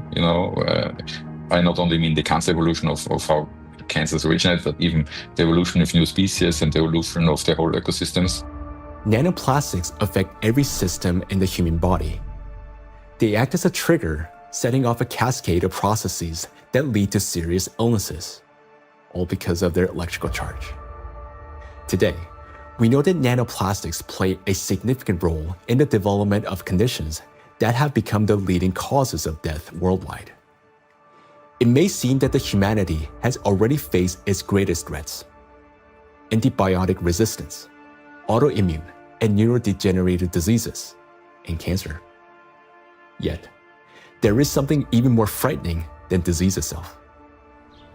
Imagine living an ordinary life, feeling healthy, full of energy, going to gym, delivering a presentation, meeting friends.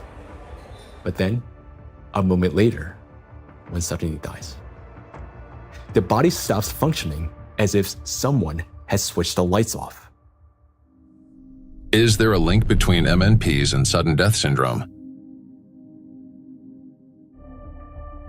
Sudden adult death syndrome remains one of the most troubling and unexplained medical mysteries. A person may show no signs of illness, yet their life ends abruptly, leaving doctors and loved ones without an answer to the question, why? According to the World Health Organization, sudden arrhythmic death claims about 5 million lives worldwide every year.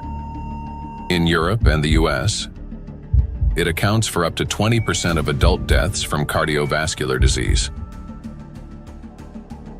Traditionally, the main causes have been hidden heart conditions, coronary artery disease, arrhythmia, cardiomyopathy. But in recent years, researchers' attention has increasingly been drawn to a new risk factor: exposure to micro and nanoplastics. In order to understand how nanoplastics can trigger processes that can lead to sudden death, let's recall what they can do.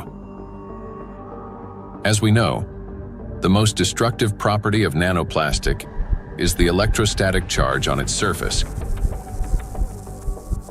which allows these particles to interfere with the transmission of electrical impulses between cells and distort the signals that coordinate the function of organs and the body as a whole. And because this same electrostatic charge can also disrupt mitochondrial function in every cell, leading to energy deficiency, inflammation, and ultimately cell death, the greatest danger arises in the most energy-consuming organs, the brain and the heart, where such disruptions can trigger sudden death syndrome.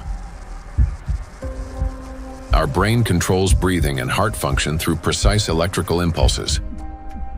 If nanoplastic blocks or distorts these signals, the heart can cease to beat or breathing can stop. And this breakdown is not sudden. It results from a gradual accumulation of disruptions. That is, the signals from the brain's cardiovascular center become increasingly distorted and unstable, step by step, impairing the transmission of electrical impulses within the heart muscle.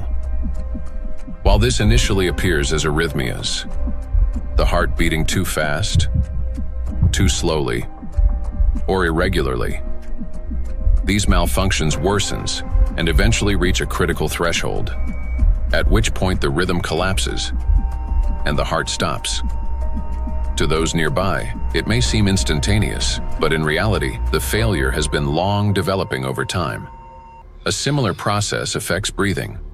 Signals from the brain's respiratory center, under the influence of nanoplastic's electrostatic charge, become progressively more erratic. After the critical threshold is crossed and the brain's commands can no longer get through, breathing stops entirely. In other words, sudden death is the final outcome of a gradual dysregulation of the heart and breathing, a process that silently progresses until it crosses a point of no return. And while we go about our daily routines making plans for the future, nanoplastics continue to damage our bodies cell by cell, day after day. It is terrifying to realize how severely nanoplastics affect the human body. Even more disturbing is the fact that we cannot control our exposure to them. Nanoplastics enter our bodies constantly through the air we breathe, the water we drink, and the food we eat. This has already become our everyday reality. Today, we know that nanoplastics can disrupt the control centers in our brains for breathing and heartbeat, causing arrhythmias, bronchospasm, and pulmonary edema, which can result in sudden death. Yet, what's more alarming is how little we still know. Research on nanoplastics has only just begun, and we're only starting to grasp the true scale of this threat. But make no mistake, everything you have heard so far isn't science fiction. These are actual biological mechanisms triggered by electrostatically charged nanoplastics. They attack every system of our body, contributing to chronic illnesses and even causing a sudden death. But their impact reaches beyond the current generation. These nanoplastics are already affecting our children and even our ability to bring new life into the world. Micro and nanoplastics destroy reproductive health. Current scientific evidence strongly indicates that mitochondrial dysfunction may be a root cause of infertility in both men and women, as well as negatively affecting conception, pregnancy, and embryonic development. For men, fertility depends on producing a sufficient number of healthy sperm cells that not only survive, but also possess adequate motility and the necessary energy to reach and fertilize an egg. That energy comes from mitochondria, which provides the ATP required for sperm movement. When mitochondrial function, however, is damaged or becomes unstable, sperm motility decreases, and even shape and structure of sperm cells can be altered, directly reducing the ability to conceive. From 1973 to 2018, the global sperm count in men declined by more than 60%. We have maybe here two important points if it comes to fertility, because it's not, it's the additives definitely, and we know that for quite some time that additives have endocrine disrupting or may have endocrine disrupting properties, and that can influence the fertility, but also they can be part of the particles themselves, because the particles, in many ways can have already added these endocrine disruptors, or they can also have them as the corona, so they can integrate them into the surface of the particles and then enter the body via the particles as a Trojan horse, basically. So you can have both ways. In studies conducted by Chinese scientists, microplastic was found in every semen sample. Its impact on sperm cells is both rapid and destructive. Within just 30 minutes of exposure, mitochondrial function is disrupted and DNA damage begins. This reduces sperm viability and makes conception nearly impossible. Animal studies have shown that micro and nanoplastics can accumulate in the testes, cause testosterone deficiency, and impair spermatogenesis. Micro and nanoplastics disrupt erectile function.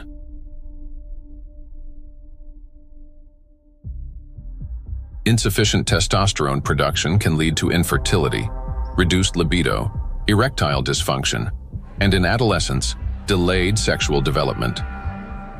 Producing testosterone requires large amounts of energy in the form of ATP. Even small amounts of electrostatically charged nanoplastic entering the mitochondria can disrupt their function and decrease ATP production. This, in turn, can lower testosterone levels by 60 to 70%. Such a drop impairs blood flow in the corpora cavernosa, the structures of the penis responsible for erection. As a result, this leads to erectile dysfunction and ultimately to impotence. In addition, electrostatically charged nanoplastic interferes with nerve impulse transmission, which means that even in a state of sexual arousal, an erection does not occur. This has been confirmed by research from Anhui Medical University in China. In animals with chronic microplastic intoxication, erectile function was impaired after just 1 month. Results of a national study in Japan showed that erectile function and sexual activity are declining among the younger generation. Every third man in Japan, which is about 14 million individuals, suffers from erectile dysfunction. Moreover, young Japanese men, particularly those aged 20 to 24, exhibited decreased sexual desire, weak erections, difficulty reaching orgasm, and low levels of sexual satisfaction. In fact, the prevalence of erectile dysfunction in the 20 to 24 age group was 26.6%, which is almost equal to the 27.8% observed in men aged 50 to 54. This alarming trend is not confined to Japan only. Global research confirms that symptoms of erectile dysfunction affect up to 75% of men worldwide, showing that this condition is widespread and can impact men of any age in any region. In 1995, more than 152 million men worldwide suffered from erectile dysfunction. According to scientists' estimates, within 30 years, this number will approximately double. So think about it. If just one signal fails, the movement will not occur, a thought will not form, and an emotion will not arise. The same is true even for the most intimate aspect of human life. Everything depends on the precise coordination between neural and vascular connections. And it is this delicate connection that charged nanoplastics disrupt. Erectile dysfunction is no longer a rare condition. It has become a widespread reality, with symptoms now observed in 75% of men worldwide. Imagine jumping with a parachute that has 75% chance of not opening. Would you take that leap? That's how most of men feel today. The situation with female fertility is no less alarming. A 2025 study revealed the presence of microplastic particles in the follicular fluid of ovaries in 14 out of 18 women, with an average of more than 2,000 particles per milliliter. These data indicate that micro and nanoplastic particles can cross the blood follicle barrier. After entering the ovaries, micro and nanoplastic particles affect the egg cell and disrupt key mechanisms essential to the health of the female reproductive system. One of the most critical of these mechanisms is mitochondrial function. Each egg cell contains between 100,000 and 600,000 mitochondria, and the energy they produce is vital at every stage, from egg cell formation and maturation to fertilization, and the subsequent growth and development of embryonic tissues. Mitochondrial dysfunction caused by exposure to nanoplastics can impair egg cell maturation, reduce the likelihood of successful fertilization, and even lead to developmental arrest of the embryo. Accumulation of nanoplastics in reproductive organs can be one of the main causes of infertility. According to the World Health Organization, today, about 17.5% of adults, that is, about 1 in 6 people in the world, face infertility.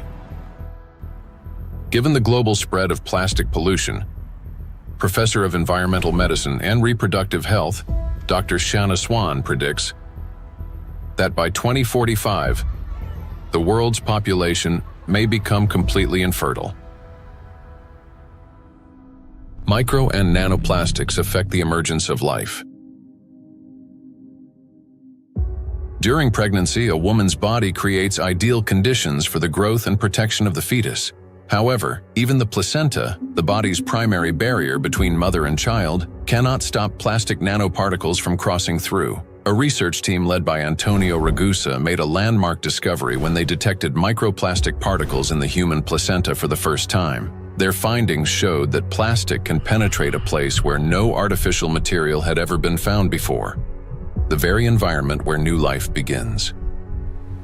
I was in a wonderful place in Italy, in Sardinia, a place called Piscinas, in Sulcis, in the southwest of Sardinia, where the old mining areas are. It's a very remote, beautiful spot where there's nothing around for 6 or 7 kilometers. While I was walking, I suddenly saw these bright, colorful, sparkling things on the beach. I asked my wife, "What is this?" She looked at me a little puzzled and said, "Well, it's plastic." I said, "Plastic? How could plastic get here when there's nothing for 7 or 8 kilometers in any direction?" She looked at me again, with an expression that made it clear how little I understood, and said, "It comes from the sea, of course." And that's when something clicked in my mind. If plastic can spread through the ocean and end up in such untouched places, then it could also reach the inside of the womb, and so inside the bodies of babies. Naturally, from that intuition, I started pursuing this line of research. I'm a gynecologist. I help deliver babies. So I knew about plastics as much as everyone else, until a certain point. But I began reading and studying, and I reached out to some scientists who worked with microscopes. One of them was a brilliant professor working on the opposite side of Italy, in the Marsh region. She used a Raman microscope. A Raman microscope allows you to examine tissues and determine whether they have plastics inside them. Now we call it plastics, for simplicity. But of course, the term plastics covers a wide range of materials. There are dozens and dozens of different plastics. Let's say they are tiny pieces, polymers, that is, infinitely repeated tiny pieces of certain materials that we use every day, throughout the day. So we sent placentas to this professor, and she did an excellent job. She was able to locate and identify plastics inside placentas for the first time. The article we published in 2021 caused a bit of a scandal because the idea of plastics inside the placenta, inside our babies, was shocking to people. Because the plastic we find in the oceans is the same plastic we ultimately find in children. Micro and nanoplastics affect a child in the womb. Plastic triggers inflammation and disrupts blood flow in the placenta. This means the fetus receives less oxygen and fewer nutrients, increasing the risk of intrauterine growth restriction, hypoxia, and preterm birth. The more plastic there is in the placenta, the more likely it is that babies, unfortunately, are born prematurely. And these babies also tend to be smaller compared to those with lower levels of plastic exposure. We have to recognize that premature birth is the main problem facing humans today. In Italy, it's about 7%. In the United States, where the healthcare system is clearly less effective than Italy's, 12% of babies are born prematurely. So, in this sense, an increase in this number would mean an even greater burden for humanity, biologically, for families, and for everyone involved, and of course, economically, for those who care about costs. We know that these particles can be taken up by these particles going through the placenta and then being found in the embryo, and therefore indicating that already in very early life we have an exposure also to the embryo. The electrostatic charge carried by nanoplastics is especially dangerous in embryonic tissues, where even minor disruptions can lead to developmental abnormalities. In other words, nanoplastics begin harming the child's body even at the very earliest stages of its formation. Over the past 2 decades, physicians have documented an alarming increase in congenital birth defects. For instance, Chinese researchers have found that in China, the rate of such defects has nearly tripled. Similar trends have been observed in other countries. One of the fastest-growing congenital abnormalities in newborns is gastroschisis, a defect of the anterior abdominal wall in which loops of the intestine and sometimes other organs protrude through an opening in the abdominal cavity. The prevalence of this defect has increased over the past 3 decades. For instance, in the United States between 1995 and 2012, the percentage increase in gastroschisis ranged from 68% to 263%. An increasing number of children are also being born with hypospadias, a condition in which the urethral opening in boys is located in an abnormal position. In the United States, the incidence of hypospadias has risen by approximately 17% over the past 20 years. A recent growing number of cases involving congenital heart defects, Down syndrome, and other developmental anomalies have also been reported. Impact of micro and nanoplastics on children after birth. After birth, children continue to be exposed to micro and nanoplastic particles. Plastic baby bottles, food packaging, and toys are all sources of contamination. When a baby bottle containing warm water is shaken, up to 16 million microplastic particles per liter can be released. Hot water and sterilization further accelerate this process. As a result, infants are exposed daily to millions of microplastic particles and trillions of nanoplastics. Scientists have even detected microplastic in human breast milk. Research has shown that nearly 40% of breast milk samples, one of the most essential sources of infant nutrition, already contain hazardous plastic microparticles. Due to their higher metabolic rate and breathing frequency, children take in more air, water, and food per unit of body weight than adults. Consequently, at the same level of environmental contamination, their bodies absorb higher doses of microplastic. Moreover, the protective barriers in a child's body are not yet fully developed. This means plastic particles can penetrate tissues more easily and accumulate at higher concentrations. For example, in children under 2 years of age, the ethmoid bone is not yet fully formed, and its openings are wider, allowing plastic particles to pass more easily through the olfactory nerves directly into the brain. Plastic is an infiltrator, and it's mainly children who are affected by it. In our scientific article that drew a lot of attention and was widely cited, we called them cyborg babies, meaning babies who are made of organic material, but also inorganic material like plastic. These babies are smaller. They generally have smaller brains, and very few end up with lower levels of plastic in their bodies. They're not completely free of it, since plastic is everywhere, but with lower levels of plastic. Because of the electrostatic charge of micro and nanoplastic particles, as well as the presence of bisphenols and phthalates, the endocrine and reproductive systems of children are particularly vulnerable. These substances interfere with the formation and development of the reproductive organs, potentially leading to infertility later in life. Given scientific projections that by 2045 humanity could face widespread infertility, children born after 2020 may have a high likelihood of being unable to conceive their own offspring. I have 2 little daughters, and for me personally, everything we have just heard is terrifying. The truth is that we still don't fully understand the catastrophic consequences of our children being exposed to micro and nanoplastics. Or, as Dr. Ragusa put it, they have become cyborg children. We're only beginning to grasp the full scale of this reality. And it is truly heartbreaking to look at small children and realize that they may never be able to have children of their own. Not to mention that their lives are already at risk today. The immune system is also at risk. In early childhood, it is still learning to distinguish between friends and foes.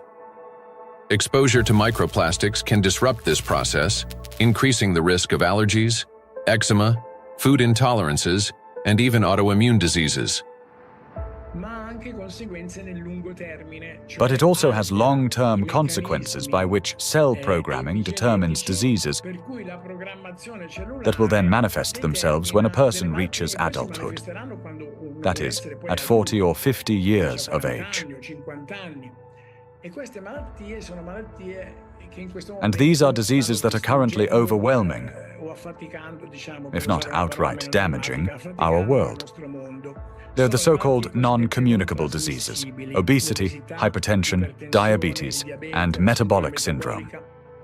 A child's brain is especially vulnerable in the first years of life, a critical period of rapid nervous system development when neurons are formed and complex neural connections are established.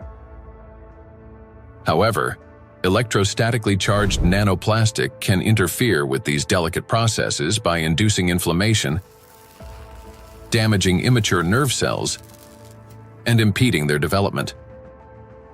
As a result, memory, attention, and learning abilities may be impaired, and emotional instability can arise. Over time, this may manifest as anxiety, learning difficulties, and episodes of aggression. In addition, studies indicate a potential link between exposure to micro and nanoplastic and the development of autism spectrum disorders. Given the breadth of damage that electrostatically charged micro and nanoplastics can inflict on the human body, the scientific community may need to examine their possible role in the rapid rise of autism more closely. For me as a father, it is heartbreaking to realize how truly defenseless our children are. Micro and nanoplastics start affecting them from the very moment of conception, persist throughout fetal development, and continue their impact after birth. Unfortunately, the illnesses that we have already discussed are not the only conditions that micro and nanoplastics can trigger in children. According to statistics, Sudden infant death syndrome is among the leading causes of mortality in infants under 1 year old. This is when a seemingly healthy baby dies unexpectedly, and the cause remains unknown even after all examinations. The number of such tragedies is rising rapidly. In the United States, for example, the number of sudden infant deaths has increased by 12% between 2020 and 2022. It is unbearably tragic when there's no way to protect a child. Micro and nanoplastics and sudden infant death syndrome. Since nanoplastics can cause chronic inflammation in any tissue they penetrate, they can disrupt the formation of neural connections even before birth, including in the regions of the fetal brain that control breathing and heart function. After birth, the damaging influence of electrostatically charged nanoplastics continues. An infant's nervous system is still developing and remains highly unstable. Therefore, even minor disturbances in signal transmission can lead to respiratory or cardiac arrest. These very functions are often impaired in infants who die from sudden infant death syndrome. Moreover, when micro and nanoplastics damage mitochondria, the affected cells begin producing less energy. To compensate for this deficit, they increase the number of copies of mitochondrial DNA and expand their population of mitochondria.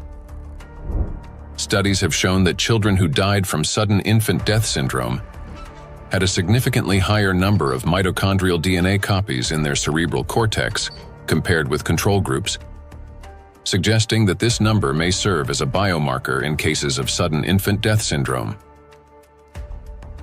Thus, exposure to micro and nanoplastics may be a key factor in the development of sudden infant death syndrome, as well as in a range of pathologies that contribute to premature infant mortality. We are unable to protect ourselves, and worst of all, our children from the effects of micro and nanoplastics. While modern diagnostic equipment capable of accurately identifying the true causes of disease and death is still not available everywhere, we can say with high degree of confidence that nanoplastics contribute to the development of many illnesses and may accelerate their progression. In those rare cases where detailed postmortem examinations were conducted, researchers have found significant amounts of micro nanoplastic particles precisely in the affected organs and tissues. For example, in brain tissues, atherosclerotic plaques, malignant tumors, and other pathological formations. But despite millions of deaths every year, such investigations into the presence of these plastic particles are carried out only in isolated cases. There are two main reasons for this. First, many laboratories simply lack the equipment required to reliably detect micro and nanoplastics. Second, doctors and researchers, they rarely consider the possibility that these particles could potentially influence the development or outcome of the disease. Consequently, medical reports continue to list familiar diagnoses, although behind them may lie an overlooked factor: the impact of micro and nanoplastics on the human body.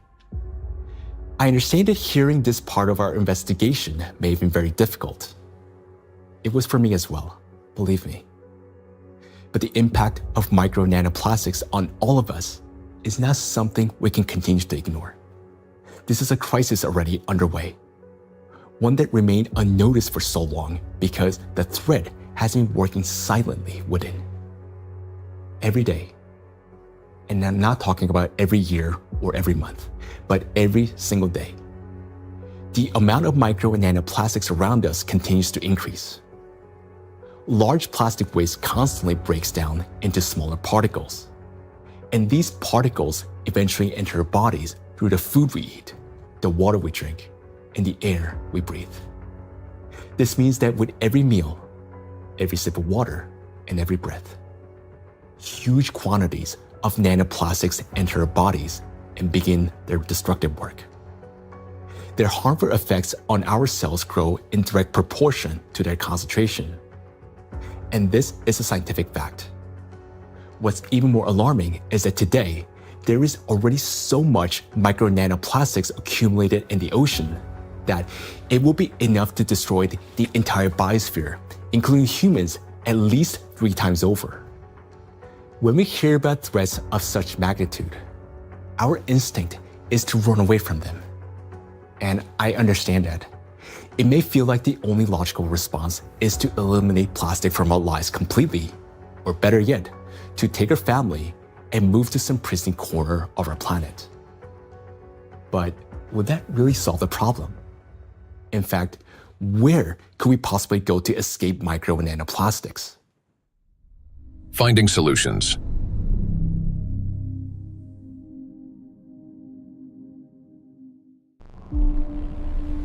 Exclusion zones.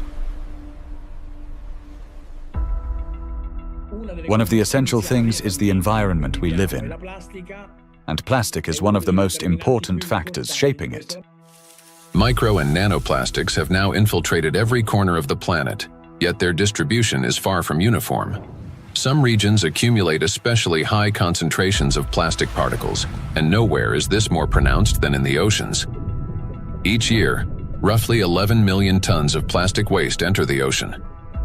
The equivalent of an Eiffel Tower made entirely of plastic plunging into the sea every 8 hours, or about 1,100 such towers annually. Initially, these towers consist of bottles, bags, fishing nets, and other plastic garbage. Over time, under the influence of sunlight, waves, and weathering, they fragment into billions of invisible killers, micro and nanoplastic particles. According to research, about 95% of small debris less than 5 millimeters in size is composed of plastics. The surface of the world's oceans is already covered with more than 350 trillion particles of microplastics, and the number continues to grow rapidly. However, the ocean depths hold countless trillions more, forming an invisible yet enormous area of contamination. And yet, that's not all. The sea breeze has become toxic. When waves break at the ocean surface, they generate countless bubbles.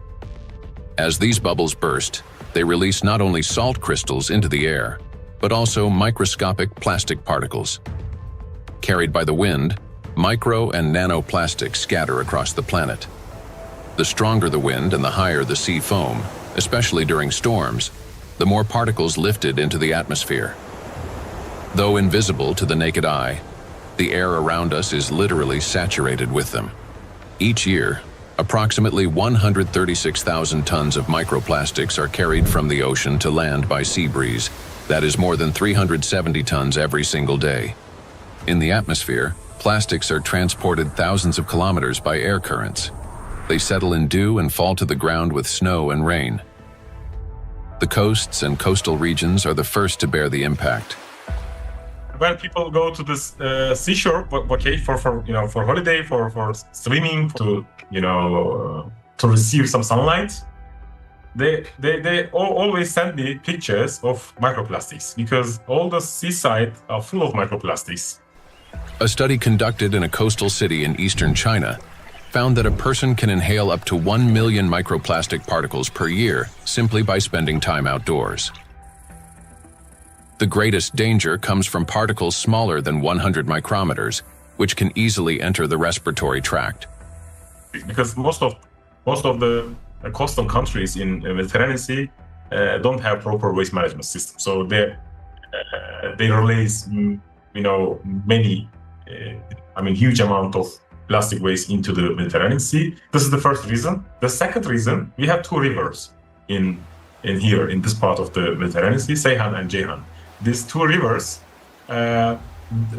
in 2 of the 5 most polluted rivers in the Mediterranean Sea.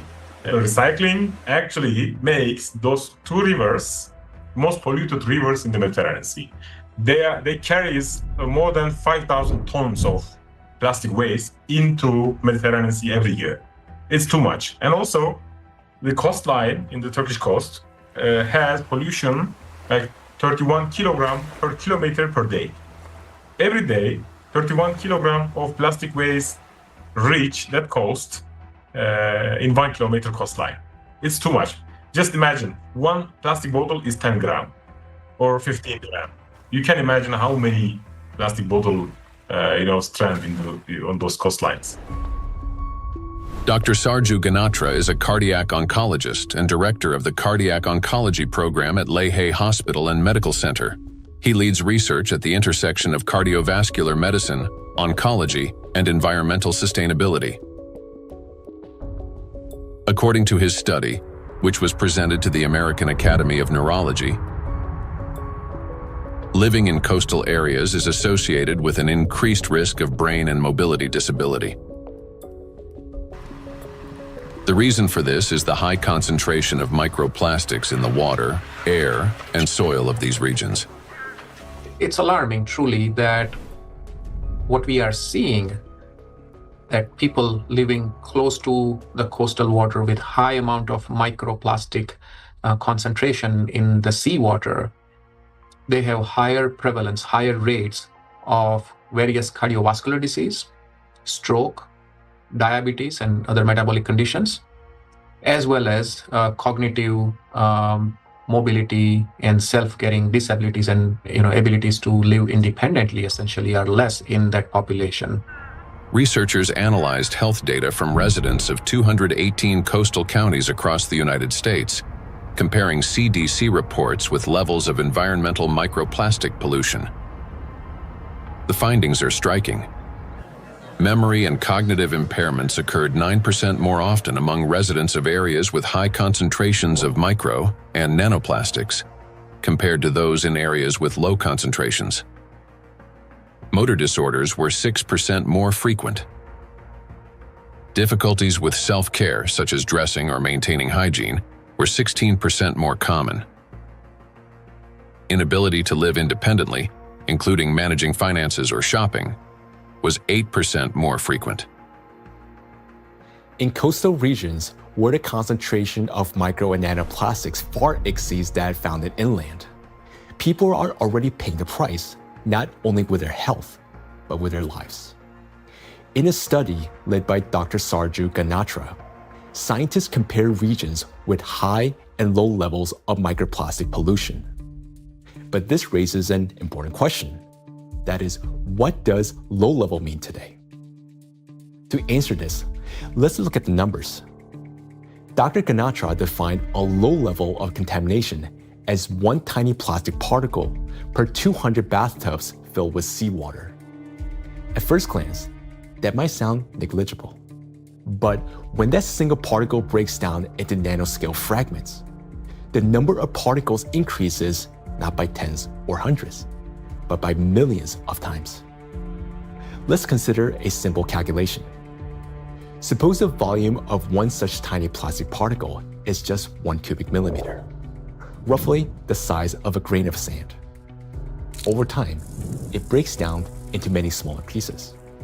Now, if we assume that this single microparticle disintegrates into fragments about 100 nanometers in diameter, that would generate about 1 trillion particles. And if their size decreases to 10 nanometers, the number would skyrocket to 10 to the 15th, or 1 quadrillion nanoparticles, all from a single microparticle. So what does this mean in practice? It means that even one glass of such clean water, which hardly exists anymore, would potentially contain about 5 million nanoplastic particles. And for the human body, after drinking just one glass, at least 5 million cells will be put at risk. So can this so-called low level of contamination truly be considered safe? Each of those 5 million particles entering a body can trigger inflammation, cause hypoxia, and disrupt communication between neurons. Note that these effects aren't always immediately noticeable. A mild headache, occasional fatigue, anxiety, or difficulty concentrating. All these may be early warning signs of cognitive decline, neurodegenerative diseases, disability, and ultimately, death. These symptoms are particularly evident among people who live or spend significant time near the coastal regions. And the decline in their health is an early warning sign. a reflection of a much larger crisis unfolding across the world. Do you remember Professor Gundogdu saying that the coastal countries of the Mediterranean don't have an adequate waste management system? Well, according to research, the concentration of microplastics in this region is about 4 times greater than North Pacific Ocean, where, by the way, the Great Pacific Garbage Patch is located. And in addition to 5 already known invisible garbage patches, researchers have identified a 6th garbage patch hidden in the Mediterranean Sea. It's called invisible because it consists mostly of microplastics. And unlike other oceanic garbage patches, which are at least far away from the densely populated coastline, this one is surrounded by 21 countries. It's a home to nearly 500 million people. We can say that this is the most dangerous garbage patch of the planet, because here, the plastic has already broken down into small sizes that are dangerous for life. Everyone living in the Mediterranean is constantly breathing air with an extremely high concentration of micro-nanoplastics. This is an extremely dangerous zone that should have been long ago been designated as an exclusion zone. Now, recall the battery example and imagine how many charged particles are present and how much energy is concentrated there. That's why the Mediterranean Sea is warming faster than the rest of the world's oceans. This is very serious because Mediterranean plays a key role in shaping the climate of Europe and the Mediterranean countries. It affects the weather patterns, rainfall distribution, and even the ecosystems of the entire region. It is precisely this extreme warming here, driven by micro and nanoplastics, that is intensifying the climate anomalies, extreme weather events, and even natural disasters throughout the Mediterranean. Meanwhile, the amount of micro and nanoplastics continue to rise with every passing minute. And what worries me personally is that people do not know this and continue traveling to these regions, often with their children, thinking that they're going there to rest and recharge, when in reality, they're entering a zone of extreme danger. So the things that once symbolized health, freedom, and luxury, a yacht on an open water, a villa by the sea, or even a private island in the ocean, they're now slowly turning into exclusion zones. For now, this problem is mainly recognized by scientists, but it will soon become impossible for the public to ignore. And when that moment comes, mass migration from coastal regions will be inevitable.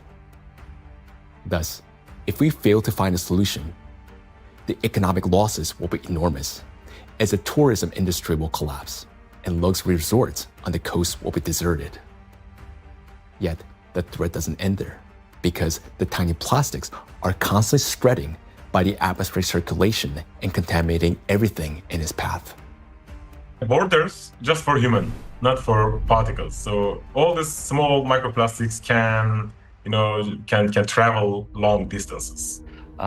We have done experiments on the samples in Siberia, on samples in the north and south and polar regions, and we found in many of those we found nanoplastics.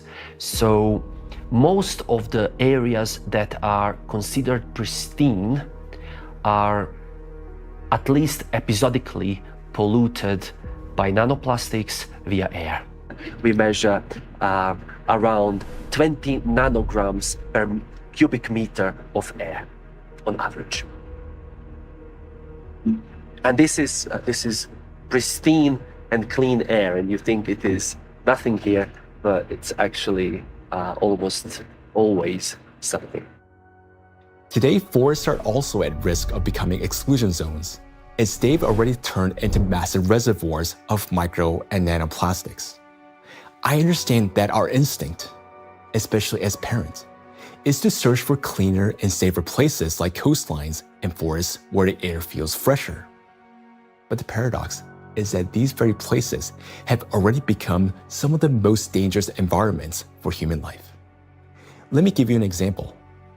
In a large city, An adult may inhale up to 106,000 microplastic particles during a 2-hour walk. Yet, in areas near the bodies of water, that number far exceeds that, and those 2 hours may be enough to trigger a cascade of diseases, whereas for some individual, a fatal outcome. It is important to understand that when a single micro or nanoplastic particles enters a cell, it destroys more than just that one cell. After the cell dies, the plastic particle is not eliminated from the body. It continues to move throughout the body, damaging other cells and triggering a chain reaction of destruction. This process is endless because plastics, as we know, can recharge and retain electric charge. The more microplastics enter a body, the faster this destruction spreads cell after cell, organ after organ. And time becomes critical here because our body has limited resources to fight this damage, while nanoplastics, they're not expelled.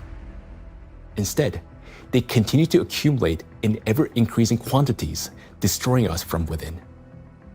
Nanoplastics are perfect killers not only of humans, but of the entire biosphere. And it's impossible to hide from them anywhere. They're literally pushing us out of the world we once knew. Micro nanoplastics are already affecting our planet as well as the climate.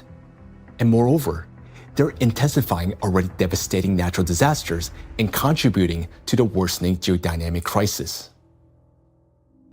Climate and plastic in a single cycle of destruction. The world ocean is the largest system of our planet. It regulates climate and serves as the main source of oxygen. The ocean and the atmosphere form a single, interconnected climate system. Water has a remarkable ability to absorb and store immense amounts of heat, increasing its temperature only gradually. The accumulated heat is then evenly redistributed across the planet and transferred to the atmosphere. This property of the ocean to efficiently dissipate heat from the Earth's interior protects the planet from extreme temperature swings and helps stabilize the climate. But massive contamination of the oceans with micro and nanoplastics is disrupting this finely tuned mechanism. Electrostatically charged plastic particles bind water molecules, forming hydrate shells around themselves. This alters the physical and chemical properties of ocean waters. This has already reduced its thermal conductivity and created pockets of overheated zones where heat can no longer dissipate.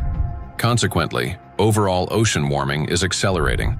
This topic is explored in greater detail in the documentary Anthropogenic Factor in the Ocean's Demise. Excessive ocean heating, in turn, increases evaporation and disrupts atmospheric circulation. As a result, both the temperature and humidity of the atmosphere rise. Electrostatically charged nanoplastic particles act as condensation nuclei, causing moisture droplets to freeze at lower altitudes and at higher temperatures, 4 to 10 degrees Celsius. This accelerates cloud formation and contributes to abnormal weather events, large hail, extreme downpours, and disruptions of the hydrological cycle. Charged plastic particles are already influencing weather formation, affecting flight safety, cloud development, and even where and how the precipitation occurs. In other words, microplastic has already become a driver of climate instability. We know what particles doing in the air, they produce clouds. If we have a particle in the air, the water vapor sits on these particles and forming clouds. So therefore, we want to understand how much nanoparticles influence the formation of clouds. And therefore, of course, in the alpine region, it can trigger the cloud formation and so also thunderstorm or extreme weather events. When you have a big storm event, many micro and nanoplastics get released from the environment when they have been trapped in the soil, in the riverbeds, on their surfaces and things like that, and get mobilized in the air. So you then after storm you have even more pollution. This process sustains itself, creating a feedback loop. ocean warming increases water evaporation. Even more nanoplastic rises into the air with the vapor, and even more energy accumulates in the atmosphere, further heating the ocean. According to data, every degree of warming increases air humidity by 7% and lightning frequency by at least 12%. Thus, more heat, more moisture, more plastic in the air, more lightning, and the cycle continues endlessly. Observed trends indicate that this energy buildup is accelerating exponentially. And with each passing year, climate anomalies are becoming more distinct and more destructive. We are seeing the hottest summer in Europe after having a record-breaking summer last year. Similarly, here in the northeast of US, we are seeing record-breaking temperature. Every year for last 2-3 years, we are saying, oh, this is the hottest day. And then the next year comes and there is a new hottest day. The nighttime temperature in Southeast Asia is not dipping at all in many places and kind of trapping the heat. So our body is not getting even that relief at nighttime. There is increase in air pollution. There is increase in all sorts of chemical pollution. And so if you think about this holistically, it's a huge impact on the planetary health. And I think this is a reminder that we are part of the planetary system. We belong to it. We are not separate from it. And until we think holistically, I think, we'll define one issue, we'll define one threshold, we'll continue to go after that, maybe even solve it scientifically. But until we think holistically and act holistically as a community, as a society, I think we are in trouble. We have reached a critical point where it's no longer possible to solve the climate crisis without simultaneously addressing the plastic pollution, and vice versa. The two are interconnected, each reinforcing the other. And as we continue to study this issue, the picture becomes even more alarming because we're now beginning to understand what is truly happening. I am. Both for myself and my family, but also for the future generations. There was a time where I thought that, the climate change is real, of course, but this is for future generations to be affected by, and I was still equally concerned. But in no time, and I would say in less than 5 to 10 years, we started from that mindset and time frame. Within 5 to 10 years, we started feeling it, getting impacted by it in our day-to-day life. And so it's more concerning than ever before. And the timeline, which was predicted previously, has shortened exponentially. The impact we are seeing on a global climate, from ambient air to the thinning of the Arctic ice. And it's not linear model, right? I mean, the physics is going to play out. The thinner the ice, it's going to take much less amount of time to melt it, even the same volume, in a much shorter period of time. So I think these timelines are really concerning, and I am afraid, yes. Indeed, many signs indicate that our planet's energy balance has been disrupted, and natural processes are intensifying exponentially. Consequently, we may have less and less time to respond, and nanoplastics are playing a key role in this acceleration. In the past, excess heat from the Earth's interior was removed gradually, step by step, yet effectively. It was first partially absorbed by the oceans, and then transferred into the atmosphere, and then finally released into the space.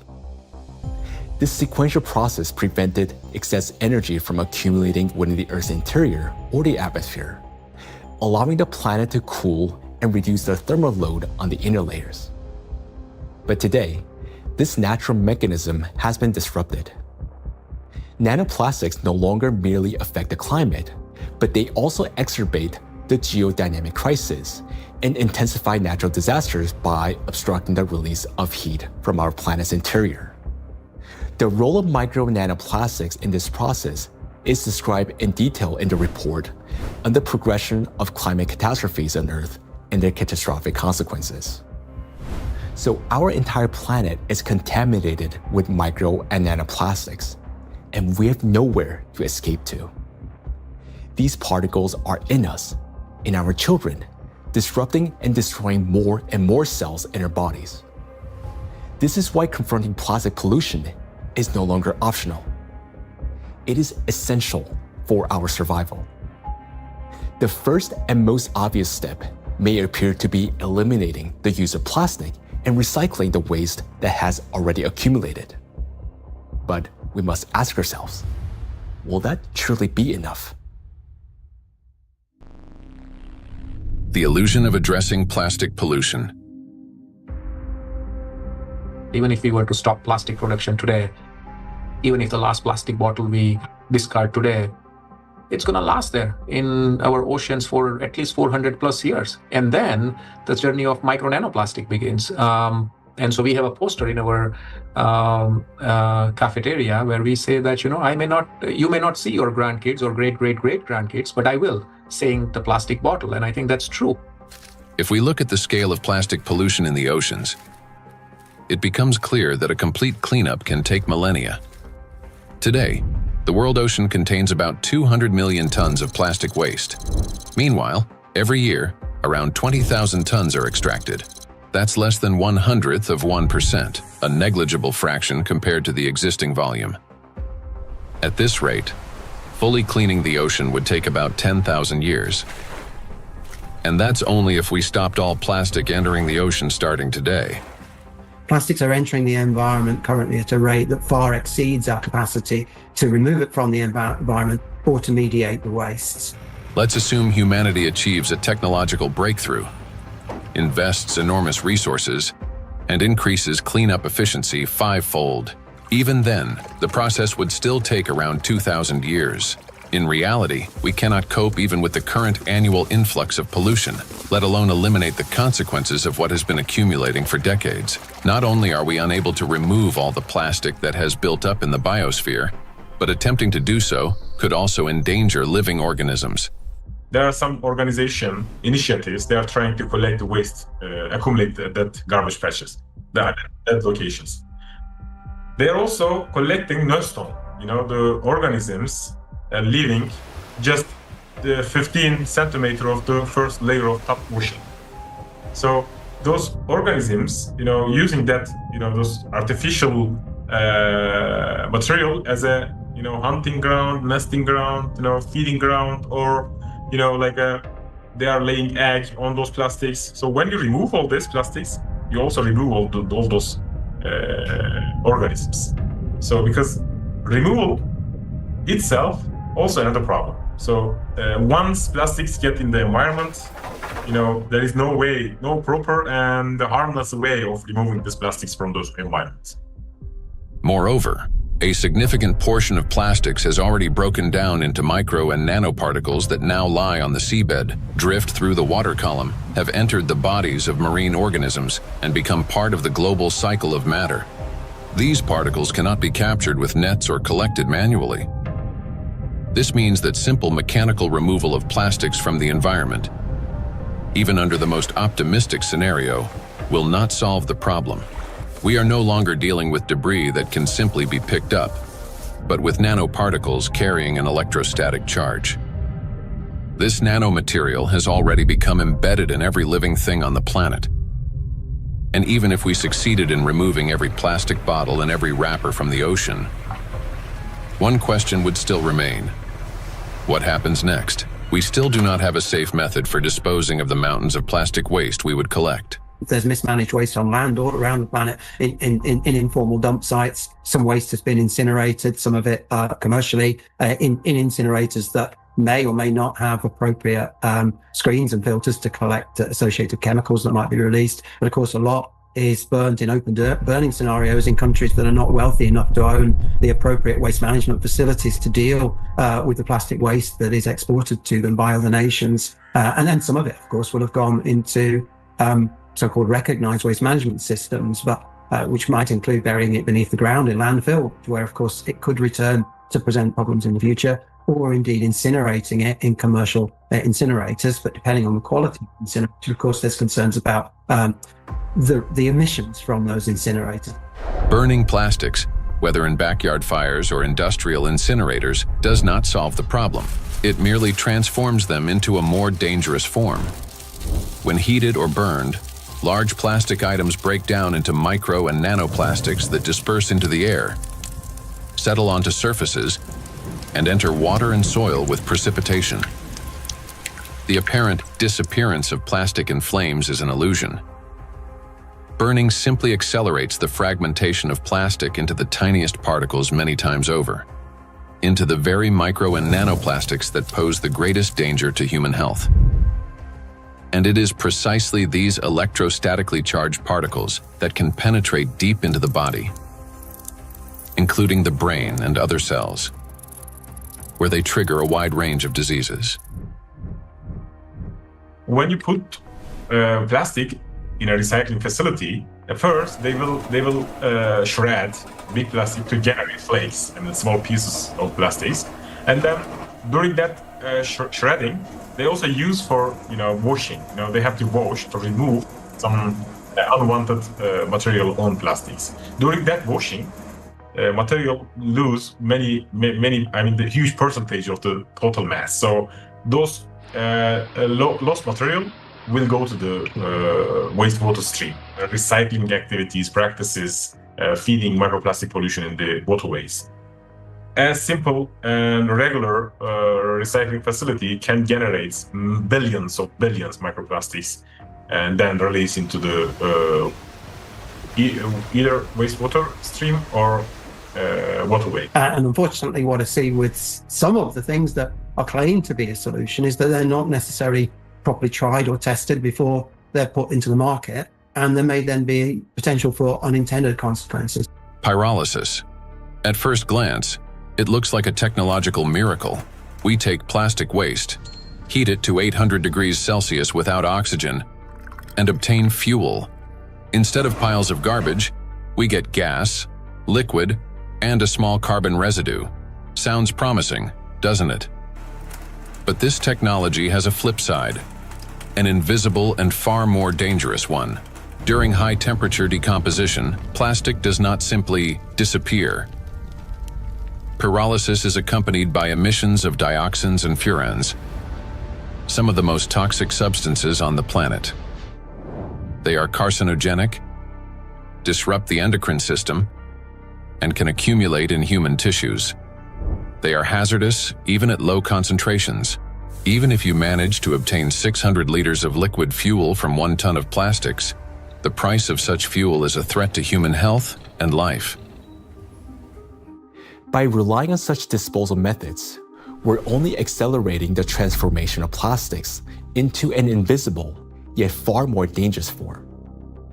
Let me remind you that the amount of micro and nanoplastics present in the ocean alone is already more than enough to destroy our entire biospheres, including the humankind 3 times over. Meanwhile, microplastics continue to disintegrate, generating vast amounts of nanoplastics. Recall Dr. Kenner's example. A single microplastic particle can fragment into billions of nanoparticles. And with countless microplastics already present everywhere, constantly breaking down into even smaller fragments, this process is driving the destruction of humanity and of everything around us. Today, many people have started turning this crisis into a business, inventing all sorts of methods that supposedly remove microplastic from the body. And people are willing to pay large sums for these treatments. But the real question is, do they actually work? False hope. Today, in healthcare and even in some scientific circles, there's growing discussion about alleged methods to cleanse the human body of microplastics. A variety of approaches are being promoted, including plasmapheresis, hemosorption, mechanical filtration devices, dietary adsorbents, and so-called natural supplements claiming to detoxify the body. At first glance, it all sounds reasonable. If there's something toxic in the body, it should be removed. But the truth is that these methods don't actually solve the problem. I don't think any scientifically proven techniques exist to filter out the micro nanoplastic from the blood. It gets deposited in the organs themselves, which is not really something you can filter out by sending the blood to some filtration machine.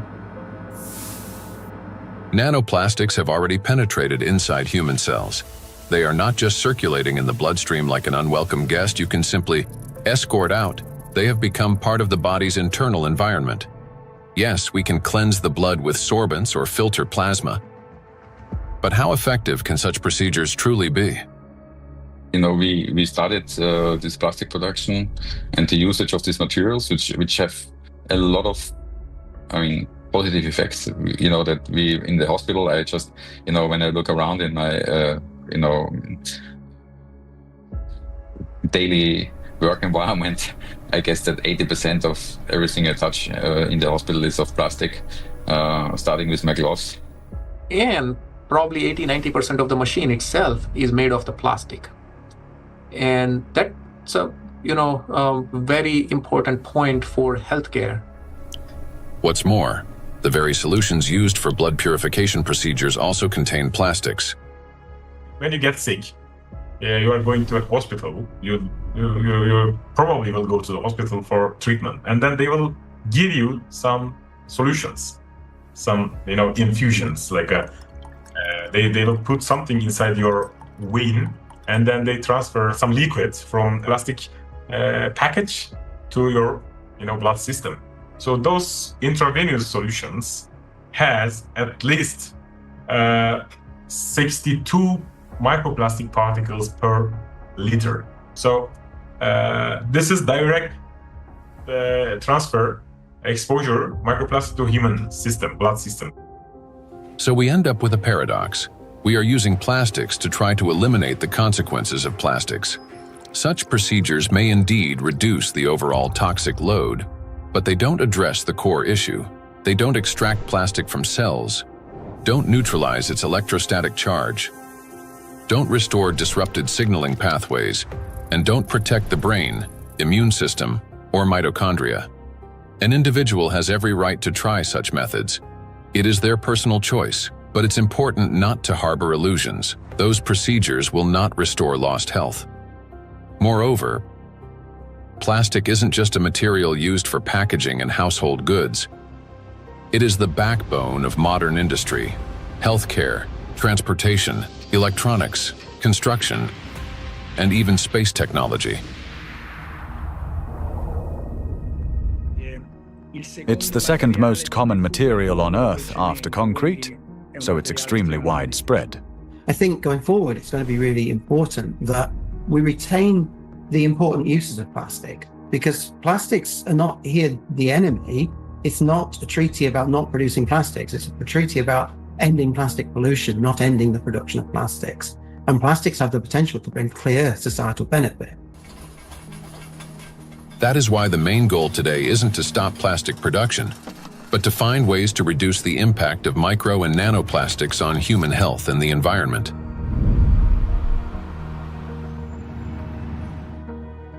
Creating false hope is extremely dangerous.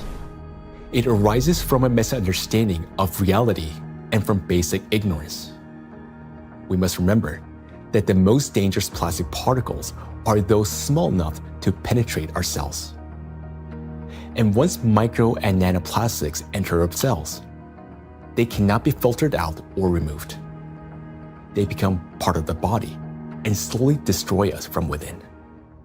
The most serious problem is that we have no control over how much of this material enters us. Nanoplastics can even penetrate the skin, for example, when we swim in the sea or lie in the sun. And what can we do about nanoplastics that, once inhaled, travel directly to the brain and begin destroying neurons?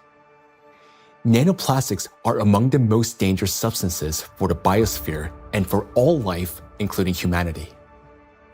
Yet, abandoning plastics altogether would be senseless because doing so would cause enormous global losses. Synthetic polymers, including plastics, form the backbone of countless modern industries, from medicine and nanotechnology to flexible electronics, neuromorphic hardware for AI, aerospace structures, automotive manufacturing and construction. Their versatility, ease of shaping and processing, compatibility with other nanomaterials, and scalability have made them the foundation of our modern progress. The solution, therefore, is not to eliminate plastics, but to ensure that they no longer threaten life. And the real path forward begins with understanding precisely what makes nanoplastics so dangerous.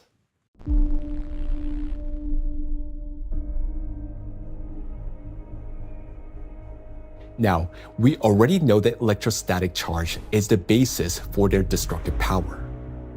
It is this charge that allows plastic particles to cling to membranes, cross biological barriers, including the brain, bind to proteins, and interfere with genetic processes.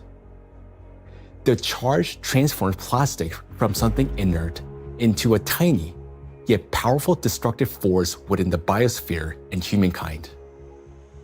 Understanding this, the scientific group of ALLATRA was the first to propose a strategic direction, that is, to deprive nanoplastics of their ability to accumulate and retain electric charge. Note that countless nanoparticles exist around us, yet most do not penetrate or destroy our cells. Only plastics do because of their electret-like behavior. Thus, if we can eliminate this property, then we can turn micro-nanoplastics into inert and harmless particles that no longer pose danger to us or to the biosphere. Now, how did the scientific group of ALLATRA come to understand this and become the first to propose a solution? The answer goes back many years and to the work of Dr. Igor Danilov, a vertebrologist and researcher who spent many years studying spinal diseases. Over 20 years ago, he was actively engaged in scientific research focused on investigating degenerative processes in intervertebral discs. His work included a comprehensive experimental and clinical study to understand morphological and biochemical changes occurring in the nucleus pulposus, intercellular substance, and cartilaginous tissue of intervertebral discs. While studying cellular processes, Dr. Danilov focused on immune regulation and pathological reactions that could trigger cell degeneration. He noted that mitochondrial dysfunction was one of the main drivers of these changes, and this insight became the starting point for investigating what might be disrupting cellular function. Dr. Danilov frequently visited specialized laboratories, and in the course of detailed analyses, he found foreign particles inside the cells, which he later identified as plastic. This discovery became a key moment in his research, as he began to analyze possible mechanisms by which plastics affect cells. Through his investigations, Igor Danilov determined that the negative impact of tiny plastic particles on cells stems precisely due to the damage they cause to mitochondria. This conclusion was based on observations that cells containing these tiny plastic particles showed clear signs of mitochondrial dysfunction, which in turn exacerbated degenerative processes. Here, Igor Danilov suggested that the ability of plastic particles to penetrate cells may be due to their electrolyte behavior. That is, the ability to accumulate and retain electrostatic charge, which allows them to form a biological shell around themselves. This property enables the plastic particles to enter cells easily, avoid detection by the immune system, cross protected biological barriers, including the blood-brain barrier, disrupt normal cell function, and provoke degeneration and cell death. On this basis, Igor Danilov proposed that to neutralize these tiny plastic particles, we must deprive them of their ability to accumulate and retain charge.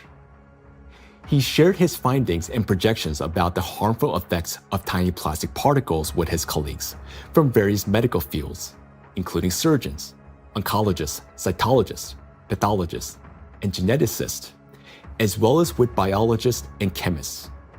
Soon after, these specialists confirmed his alarming observation that these plastic particles do accumulate in critical organs in the body, such as the brain, heart, intestines, endocrine, and reproductive organs, where their presence can disrupt organ function and destroy our health.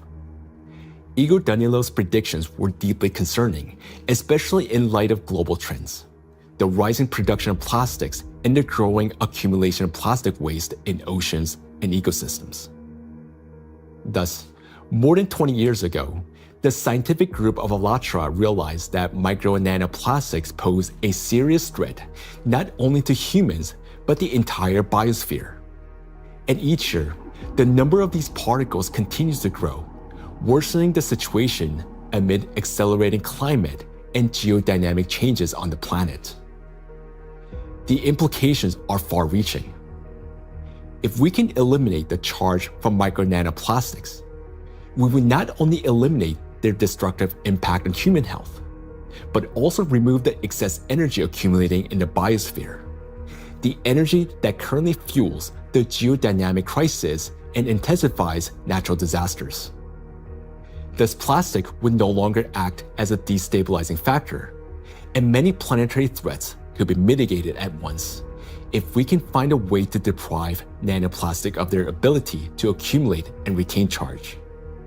The question is, how can we achieve this? Well, let's be honest.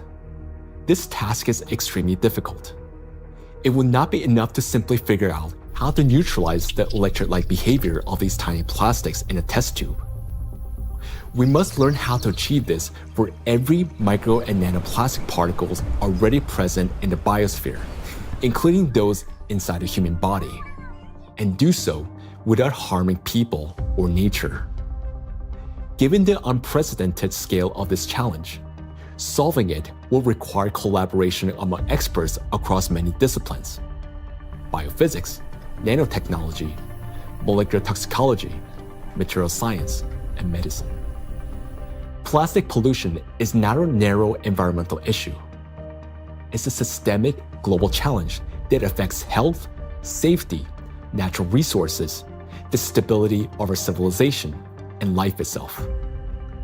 20 years ago, the scientific group of ALLATRA already recognized the danger of micro and nanoplastics and identified the underlying principle of how they could be neutralized. But to this day, we haven't found a way to achieve it. That is why ALLATRA calls for unification of the world's scientific potential, a message that is unfortunately often misunderstood. Uniting scientists doesn't mean locking them all in one giant laboratory until they find a solution. Rather, it means fostering open international collaboration where experts from different fields freely share knowledge and work together toward a common goal. It's about aligning research methods, promoting open data exchange, developing compatible monitoring tools, and making coordinated policy decisions. The scientific community has already proven that such collaboration is possible when humanity unites around a common goal. Consider the Human Genome Project. Hundreds of institutions across dozens of countries, operating under unified data standards, achieved a breakthrough that transformed the course of science and medicine. In the same way, addressing the plastic crisis will require global cooperation, a collective effort to protect both ourselves and our planet. The ALLATRA International Public Movement actively supports the initiative of Pope Francis, Laudato Si, which seeks to raise the awareness of the importance of protecting our common home, the planet Earth. It is very important to emphasize that Laudato Si is far more than just a call to care for nature. It is a practical and scientifically grounded guide, a roadmap for transforming our world and creating a better world for future generations. The encyclical provides a clear direction toward a sustainable future, uniting ecology, climate justice, and humanity's shared responsibility for protecting our common home. The ALLATRA movement, fully embracing these principles, views Laudato Si as a powerful catalyst for global cooperation in addressing environmental and social challenges, and preserving the delicate balance of our planet. Cardinal Peter Turkson, the Chancellor of the Pontifical Academy of Sciences, is widely recognized for his dedicated work in ecology and social justice. Thanks to his educational efforts and tireless advocacy, the encyclical is widely disseminated worldwide as a practical guide for safeguarding our planet. It is a great honor for us to introduce Cardinal Peter Turkson, who will speak about the efforts being made to promote the encyclical Laudato Si and to put its principles into practice. So, question is, how can we get Laudato Si to be widely read? Of course, it's a book that is there. I have presented it at the United Nations. I presented it at UNESCO in Paris. I presented it at Davos World Economic Forum. So I've talked about Laudato Si in several environments. I've also had a chance to present it even in university groups. Ohio State was the first group that wanted to hear about Laudato Si. And since then, I've been in Dayton, I've been in San Diego. And therefore, to get Laudato Si well known, we decided to create what we call Laudato Si Action Platform, which identified, in fact, 7 actors of Laudato Si. So churches means churches, mosques, synagogue, all places of worship, places of studies, basic university type of studies, educational centers, offices and factories. So we identified these 7 groups and say, okay, follow a team for 7 years and see what you get. Okay, all of that was to popularize the content of the encyclical Laudato Si and to encourage and enable people to put it into action or practice. So it's not just something written, but something that's actionable. And 10 years now, okay, this is 2025. Laudato Si was published in 2015. It's difficult to identify or talk about places we still have not heard of it. Personally, and from the point of view of our force, we've had occasion to kind of talk about this to different audiences and constituencies, but I still would not say that because of that it's known worldwide and by everybody and for everybody. We've tried our best and we'll continue to talk about it. And Pope Francis, to give this a big push, decided to create what they call Borgo Laudato Si. Over here in Rome, another initiative to get it known is being the development of what they call Laudato Si Diploma. There are various initiatives trying to do this.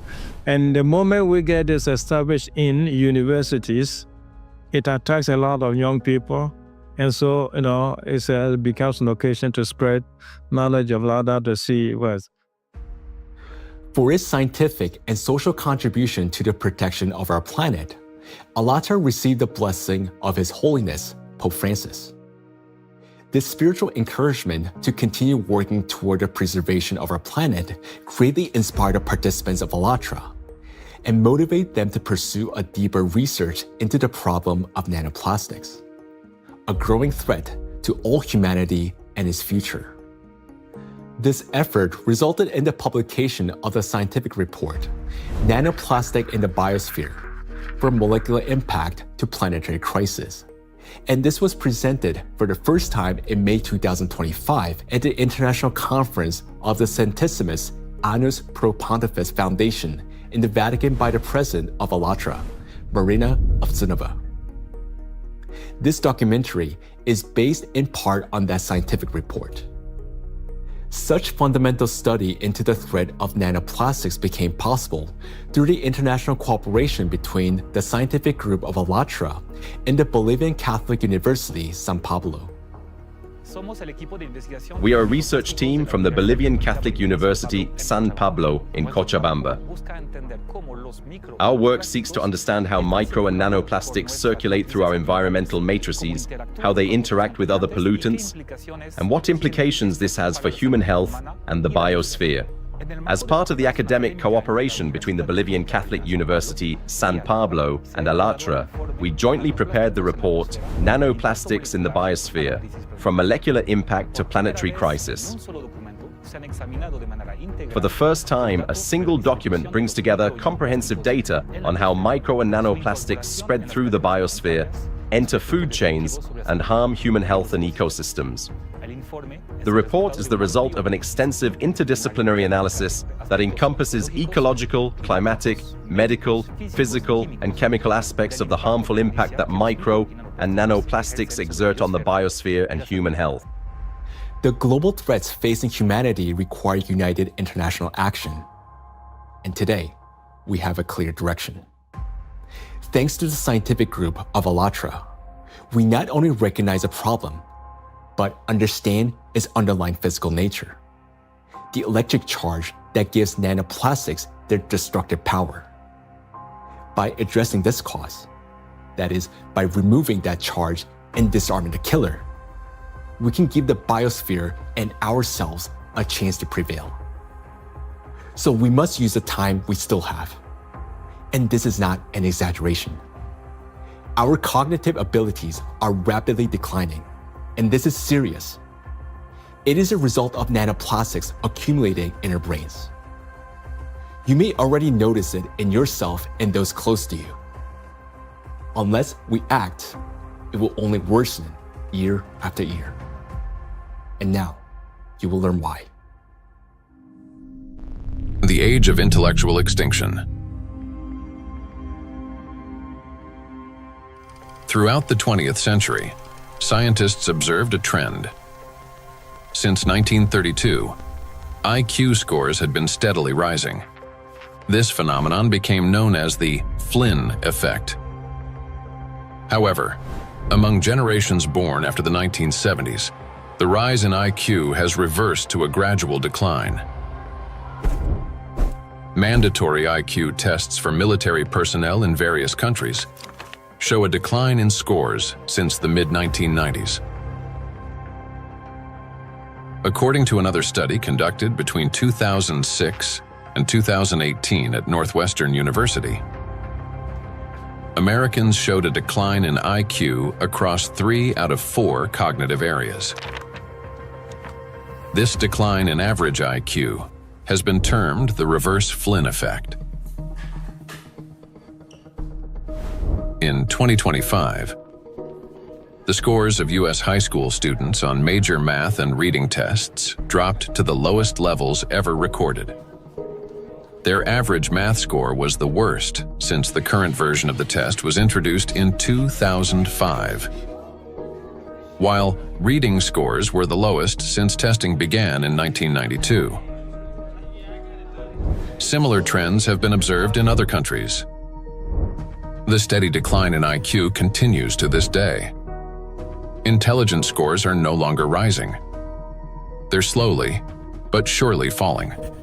But what lies behind this troubling trend? One important correlation stands out. The decline in average IQ coincides with the exponential rise in plastic production and pollution. Take a look at the graphs. The more plastic, and therefore the more micro and nanoplastics in the environment, the lower the IQ. This shows a clear link between increasing the amount of plastics and declining cognitive abilities.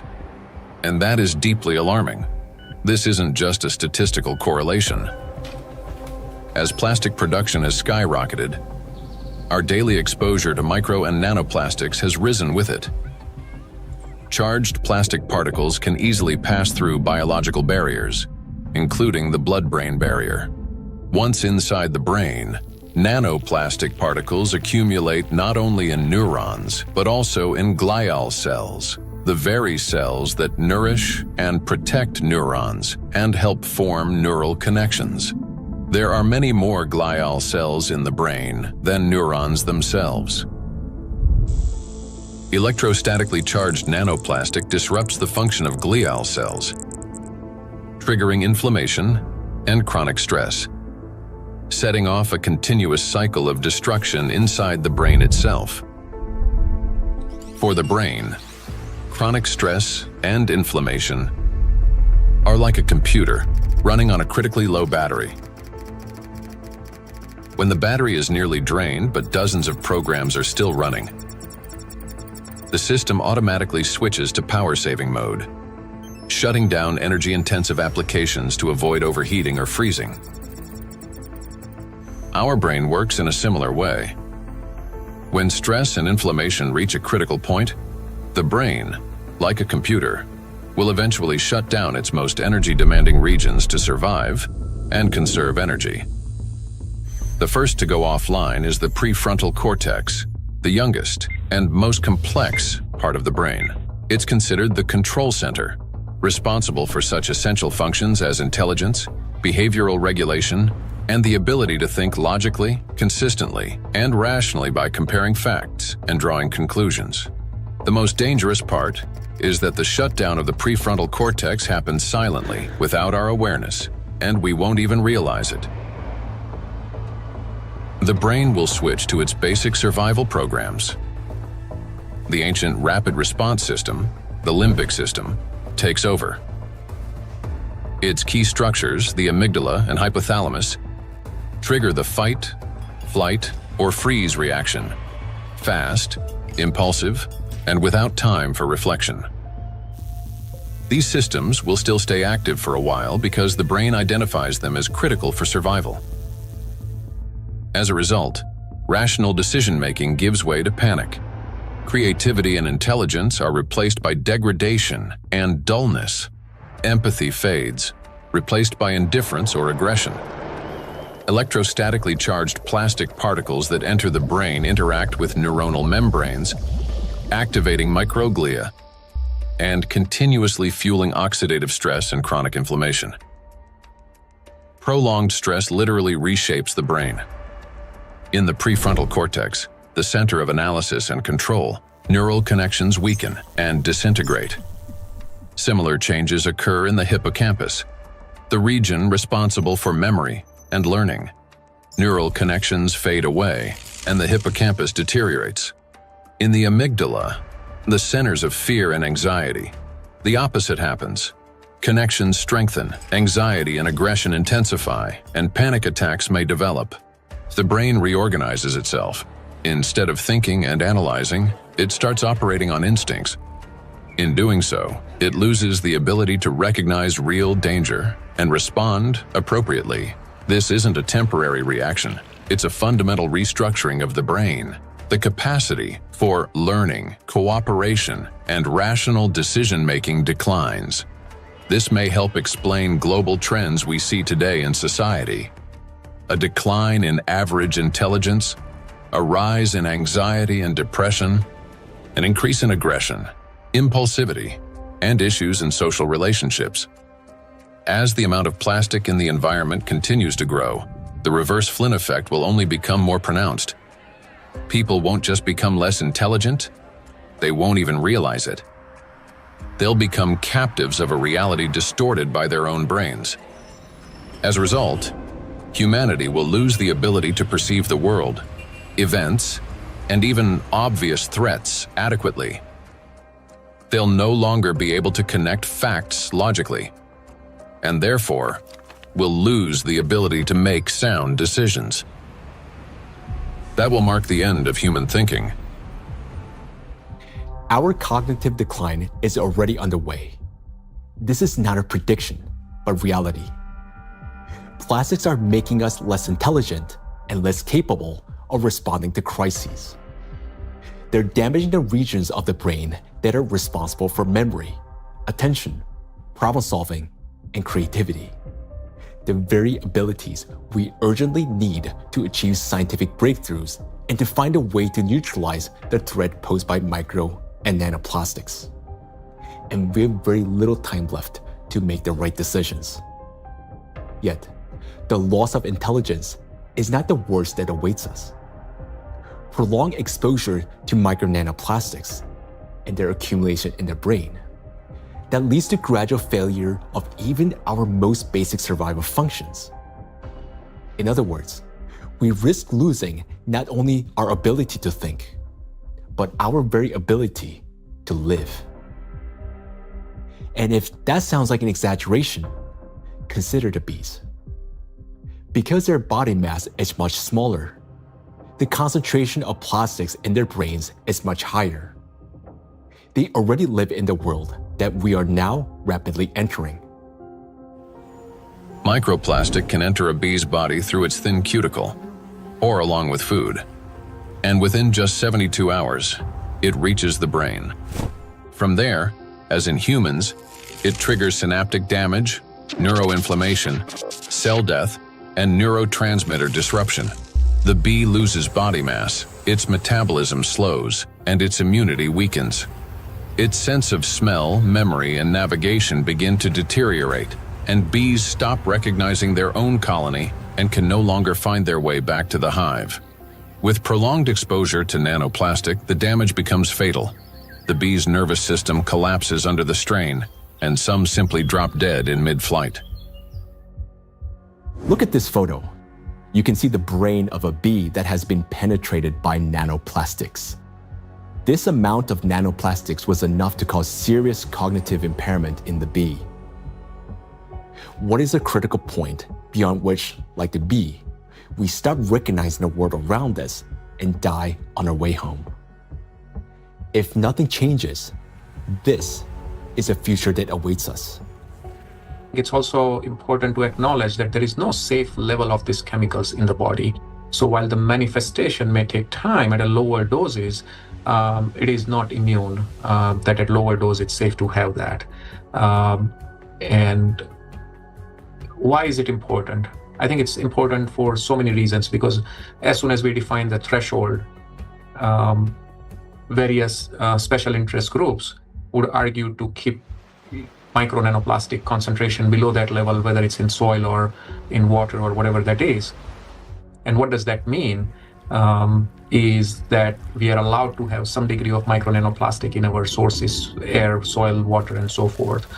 But it's a cumulative impact, we have to remember. It's not a particular threshold at any given point in time in the source of whatever we are consuming, but it's a cumulative impact in our brain. And we don't know that, honestly, because it's the factor of time there is going to be different for bee than for a young child who doesn't have a fully developed brain versus an adult brain.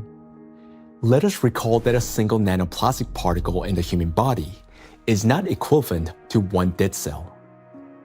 After destroying one, the same particle does not stop. It continues traveling through the body, killing one cell after another. So even the tiniest amounts of nanoplastics will damage the brain. And that's why there's no such thing as a safe concentration. And there will never be. The only difference lies in the rate of destruction. That is, the more nanoplastics there are, the faster the process. These plastic particles destroy the biosphere and the cells within our bodies. They damage organelles and biomolecules, including mitochondria and DNA, leading to reduced energy production, genetic mutation, the breakdown of neural connections, and the disruption of brain signals that regulate our organs and vital functions. All of this happens imperceptibly as we go about our daily lives. Yet, inside the brain, a silent systemic destruction is already underway. The question is, will we as humanity recognize the full scale of this threat in time and find a way to strip micro and nanoplastics of their ability to accumulate and retain electric charge? A threat that must not be ignored.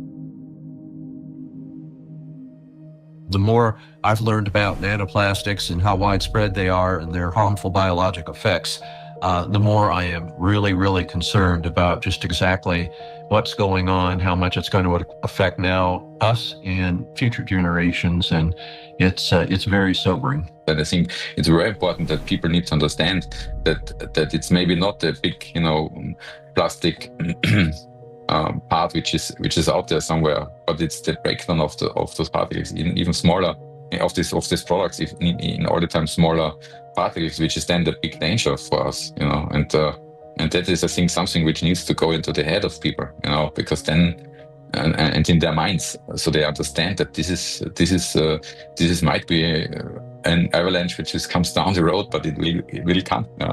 Or might come, if we don't do anything about it. So that's my point here. So we can't just leave it like that, The most frightening aspect is that nanoplastics interfere with the most fundamental processes of life.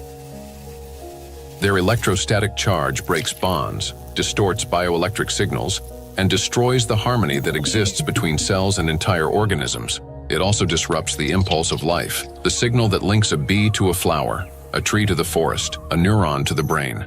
It silences rhythms that have resonated in unison for centuries. This is a threat that cannot wait. It must be confronted now. It is a matter of survival. We can do as much, research and scientific community does whatever it does, but until this alarm goes to the public, nothing will change, right? It's not a science problem anymore. Science has clearly shown what it wanted to show. Maybe there will be 10 more studies in the next few years, right? And then what, right? Until we change, and this change is based on the public opinion. I want to leave something which is, our legacy should be habitable by our future generations. And that's the pure purpose we all have in common. If we can connect to our own health, I think that is way more powerful and more appealing for all of us to collectively act on this together. I think that's a very important point. And I think at a societal level, we all have to incorporate the other dimension beyond, in our balance sheets, beyond the dollars and pounds and euros and rupees, right, is the health, the impact on the health. And I think that has to be a part of the balance sheet, because what are we making money for if we can't survive or have a good quality of life? Then everything else is worthless for us and for the future generations. I think maybe a reason why I do that, to just show by example that we need to do that. It's my big, hope that I can contribute to a solution, and also to people thinking about it, talking about it, and acting accordingly to make this world a better place, and not just always a worse place for the future, especially for the next generations and for my son and for families, and of course all over the world to take care. And I'm trying to contribute the awareness of people, to explain, to show them the risks, and to make them understand the problem, the real extent of problem, to put them into action. So I just want to say one last word, that we only have one planet, and this planet is not single use, so we should consider this. For too long, we have lived under the comforting illusion that there's still time, that humanity will always have a chance to recognize, understand, and respond. But that time has passed already.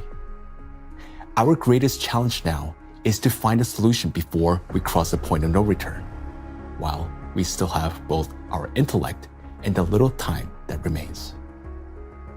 But for this to happen, all of humanity must first grasp the true scale of what is unfolding. Only then will we be able to direct our full scientific potential and resources toward finding a solution. As we have seen already, no single individual, organization, or nation alone can solve such a complex problem. The scientific community of ALLATRA has been searching for the solution for 2 decades, and although it hasn't been found yet, we know it exists. We understand that the answer lies at the intersection of physics, chemistry, and biology, which means that the solution is achievable, and finding it is essential for survival. Through years of research, we have come to clear understanding that the efforts of the entire global community must be united, and urgently. The challenge before us is enormous: to find a way to strip micro and nanoplastics of their ability to accumulate and retain electric charge across the entire biosphere, not just in a test tube or single organism. And to do so without harming humanity, the planet, or disrupting the Earth's magnetic field. Today, micro nanoplastics are present in every human being, including newborns taking their very first breath. In fact, unborn children developing in the womb are already exposed to these tiny particles, and even human eggs and semen are now contaminated and impacted by nanoplastics. For the first time in history, we face an enemy that threatens all life on the planet. And unless we change the course, this crisis will only deepen. Nanoplastics have indeed become the only true enemy of all humankind and each of us. I want to say that now is not the time for geopolitical rivalries or economic wars. It is not the time to build new empires. When one realizes that they're dying, it makes no sense to start building a new house, especially when no one will be left to live in it. And above all, we no longer have a time for military conflicts. There's no sense in killing one another when we're already being killed by a common invisible enemy, although some don't even realize it yet. We cannot remain indifferent to this threat because our future depends on whether we're capable of setting aside our divisions and uniting against this killer, nanoplastics, which threatens all life on our planet. The question is, are we capable of truly understanding all this? Or has nanoplastic already damaged our minds to the point where we don't even recognize the mortal danger hanging over humanity? If we can still see the reality for what it is, then we're obligated to act, to find a solution while we still can. We cannot shift this responsibility to the next generation, because if we fail to find a solution now, there will not be any true generation. And knowing this, giving up would mean betraying ourselves, our families, our children, and all of humanity, condemning all life on this planet to slow and inevitable death. Each of us, if still capable of understanding this threat, can contribute something meaningful to this effort. Only by acting together can we solve this monumental challenge and preserve the most precious thing that we have, life itself. Life is worth fighting for.